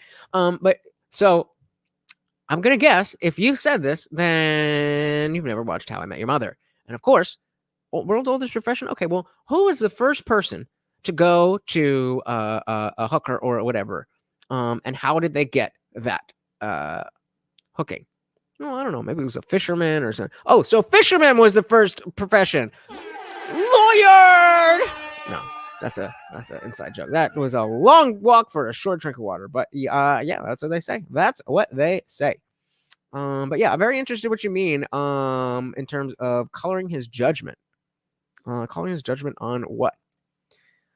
First place is by finding someone who already knows and emulating them. These people who already possess virtue are moral exemplars. And according to this theory, we are built with the ability to recognize them and the desire to emulate them. So you learn virtue by watching it and then doing it. In the beginning, it'll be hard and maybe it'll feel fake because you're just copying someone who's better than you at being a good person. But over time, these actions will become an ingrained part of your character. And eventually, it becomes that robust trait that Aristotle was talking about. It'll just manifest every time you need it. That's when you know you have virtue, fully realized. It becomes effortless. Okay, but why? What's your motivation? What if you have no desire? Good question. Why would we want to be a good person when you can go through this? We see so many people going through this life not being moral and cleaning up.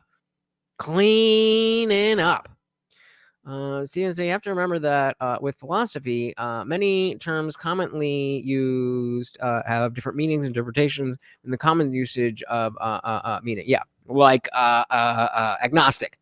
Like people don't understand that Gnosticism and being an agnostic atheist are two different things. Great point. Hey, lawyer!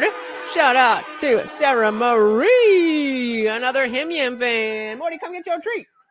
Wait, you want it over there? Okay. See if you can catch it. Ready? Catch it. It's on the thing. It's right there, Morty. There you go.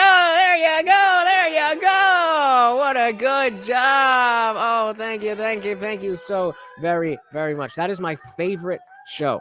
It is so good. Coming up here, Mort.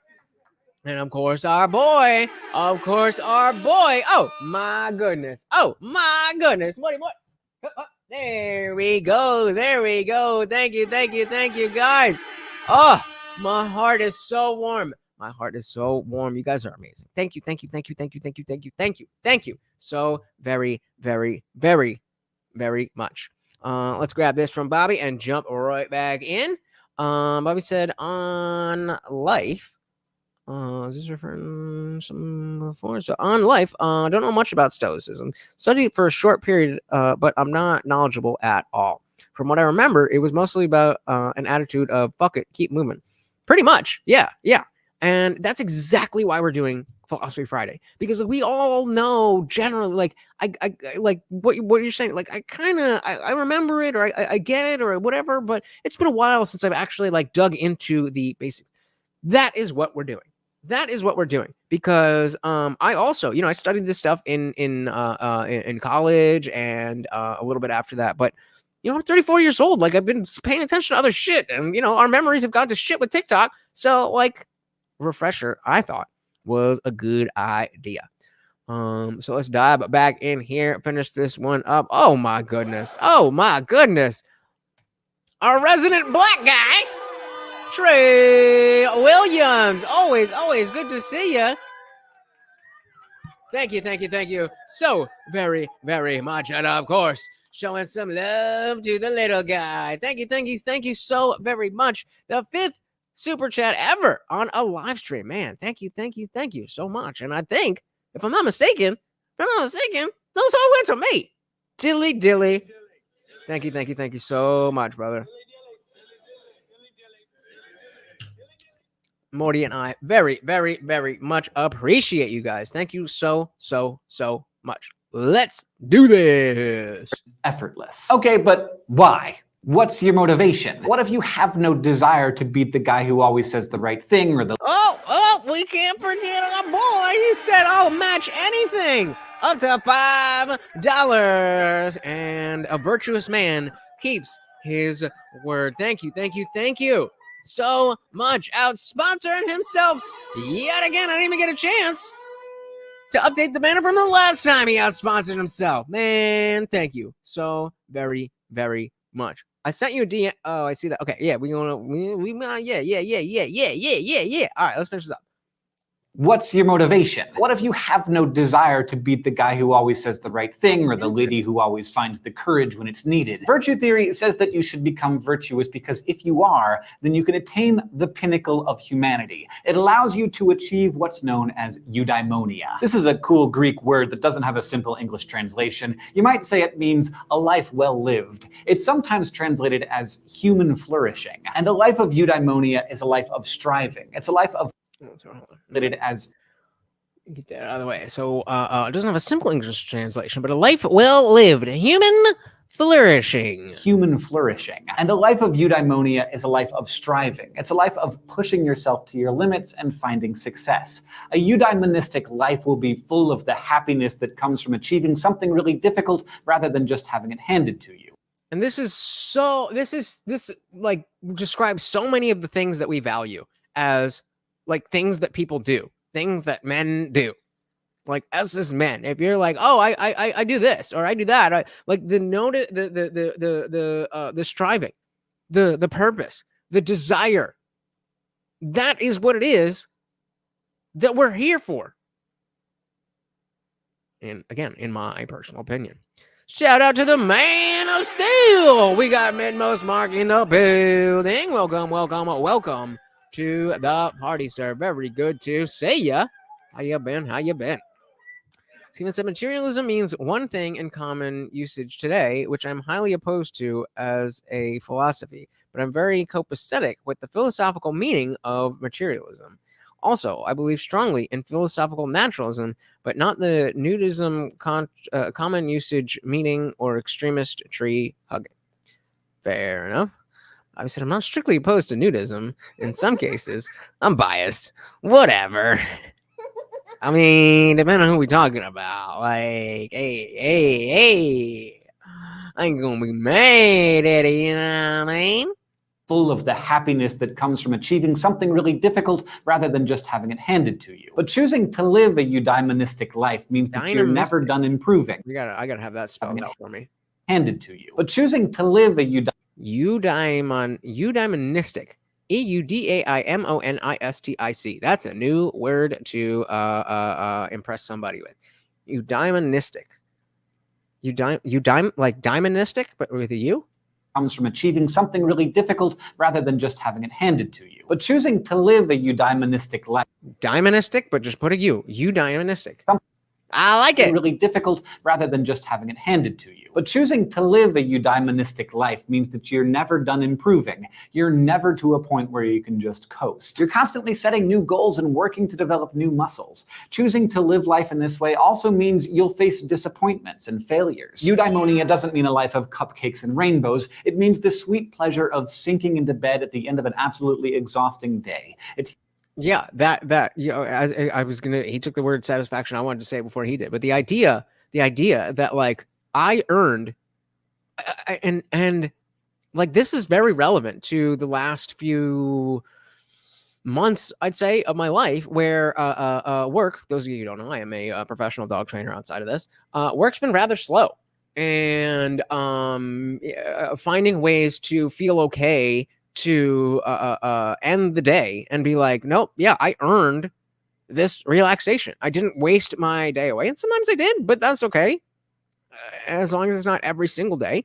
Then the idea that like I got up today and I did something. It doesn't have to be the biggest thing in the world, but I did something.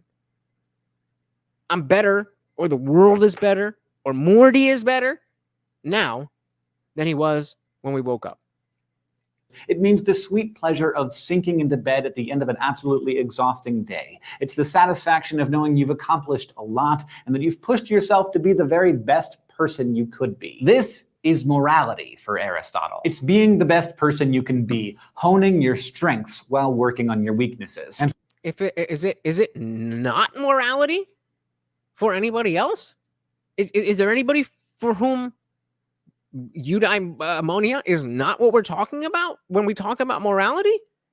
That's the confusing part when people come to divine command theory and all that kind of stuff. Why exactly do we need that if we have a eudaimonic life? It's being the best person you can be, honing your strengths while working on your weaknesses. And for Aristotle, the kind of person who lives like this is the kind of person who will do good things. Today we learned about virtue theory. We studied the golden mean and how it exists as a midpoint between the vices of excess and deficiency. We talked about moral exemplars and the life of eudaimonia that comes with virtuousness. Next time, we're going to consider a tricky little problem in ethics known as moral luck. Moral luck. That is where we will pick things up next Friday. And I think this was really good. I think this was really, really cool. I'm very glad that we were able to go down this road. And every week that we do this and everything that builds on it further lets me be like, yeah, Lunch, this was a good idea. You a smart ass motherfucker. This was good stuff. We're gonna keep going, and there's more to do. It's not like there's just these 47 videos in this and then that's all of philosophy. So as we do this, then there should be stuff that like, hey, we were introduced to this concept during Philosophy Fridays, and now that playlist is done, maybe we could do a deeper dive on that. Please let me know. Funkmaster said meanings have no meanings these days. Semantic obfuscation. That is that. Yep. Meanings have no meanings. Steven said, also, I'm a fan of Epicurus. Me too. But if you tell people you're an Epicurean, you have to expect them to interpret you saying you love fancy food. Good one. Menmo Smart says, I'm not opposed to nudism either. Bias as well, but once you've seen the human body in all forms nude, you get more turned on by a body's curves, which are well accentuated by various garments. I'll agree. I did not know where that was going, but I'll agree. I will definitely agree. So you said this happens on various levels, with peeps intending one thing with the words they choose versus what others may interpret as their their intent, as such as online chats. Yeah, well, it's really hard to tell tone of voice, and those of us who have a tone of voice in this whole thing don't have that problem. So that's on you, homie. That's on you. Or you can start your own channel, and then I'll be in your chat, and we'll figure it out. But Master said, yeah, man, I can't stand online chats. That's why I have this shit I say in here is nonsense. Well, hey, I appreciate it either way. Says, why does it object to oversimplifying the definition of any term, including slavery? But we've already merged into the virtue lane. Well, you can stay way back in line. You can stay way back in line. I mean, we had the zipper merge. You can't get ahead. Just because you're ahead doesn't mean everybody else is. A big skull from Venmo. So you're in that side of the internet? I still haven't spent as much time over there to really understand what it is. Like, from what I've seen, it's just making fun of this dude, which I'm all for. But like, they keep asking me to come on the show. Like, I don't know who this dude is. I don't know what you want me to say. Like, I don't know. That's a whole other thing. But Funkmaster General said, Steven, you really have to get in the after party one of these days. I agree. As long as you're going to be in good faith. Minmo said, I'm a Christian, but I enjoy pagan philosophy. Well, I'll say shit. Me too, except I'm not a Christian. But I mean, yeah, it's good stuff. But big thank you. I mean, the list is so long, guys. Like, look at this. Like, it would take me all goddamn day to call each and every one of you out. But like, we had Guamtech and we made 8165 on this one stream. And because of that, I wasn't sure what we were going to do. But tomorrow, depending on some stuff, but tomorrow night for sure, I'm going to cover that Charlie Kirk thing on Jubilee, knowing that it's going to get copyright claimed. But, you know, I mean, hey, what else do I need? You guys are making this possible. And so fuck YouTube, fuck censorship, fuck all of that. As long as you guys are here, then that's all we need. We can say and do whatever we want. Because they can copyright claim all goddamn day. But they can't take this. That's you and me. That's you and me. That's you and me. So, I got to talk to Funkmaster. We might be going to see Am I Racist? Oh, wait. The poll is still up. Let's see. Is virtue a skill that can be learned? 91% of you said yes, and I do agree. I am absolutely in good terms with, what's going on tomorrow? Oh, tomorrow.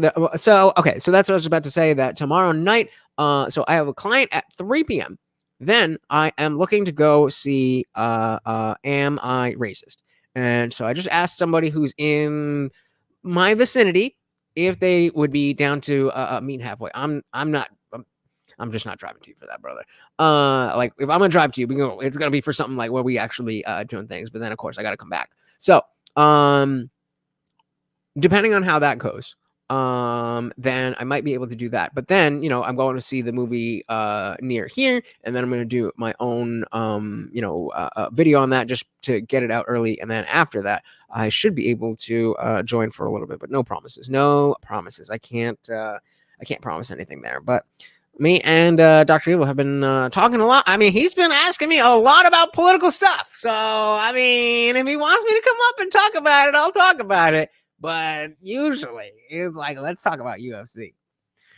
But I said, I don't believe racism exists anymore. I believe it's just prejudice. I can see that. I think, I see where you're coming from, and I disagree on the semantics of it. But if I think I understand what you're trying to say, I think I completely agree. I think I completely agree. Yeah. Well, Daily Wire. Yeah, they just got a new movie. It's in theaters. So me and Papa Lutch are going to see it Sunday morning. He was busy all day, so we are going to the 11:40 a.m. screening. And those of you who know me, I rarely am awake before noon. But we're gonna do that. But I also, I want to see it as much as I can, and I want to get a video out by tomorrow. So we will see. Thank you guys so much this was, I mean, you know, I started Philosophy Fridays because Friday's usually slow, and I thought, you know, this is important, and we'll just do this. And for this to be one of the highest earning shows, like, goddamn, bro, you guys are amazing. Thank you so very, very, very much. Thank you for coming through, Bobby. Make sure you hit that subscribe. I am live every Monday, Wednesday, Friday, 8 p.m. Eastern, and sometimes whenever I feel like it. So, like I said, hit that subscribe, ring the bell, and you will never miss an Indian Jesus live party ever again. Once again, this is Morty, and I have been your host, Lutch, aka the Indian Jesus, here to resurrect the second coming of common sense. Until next time, guys, we are out of here. Don't forget, the after party starts right now. If you are a member of this channel, head over to Discord. If you're not a member of this channel, head over to Discord. I will see you over there. Peace.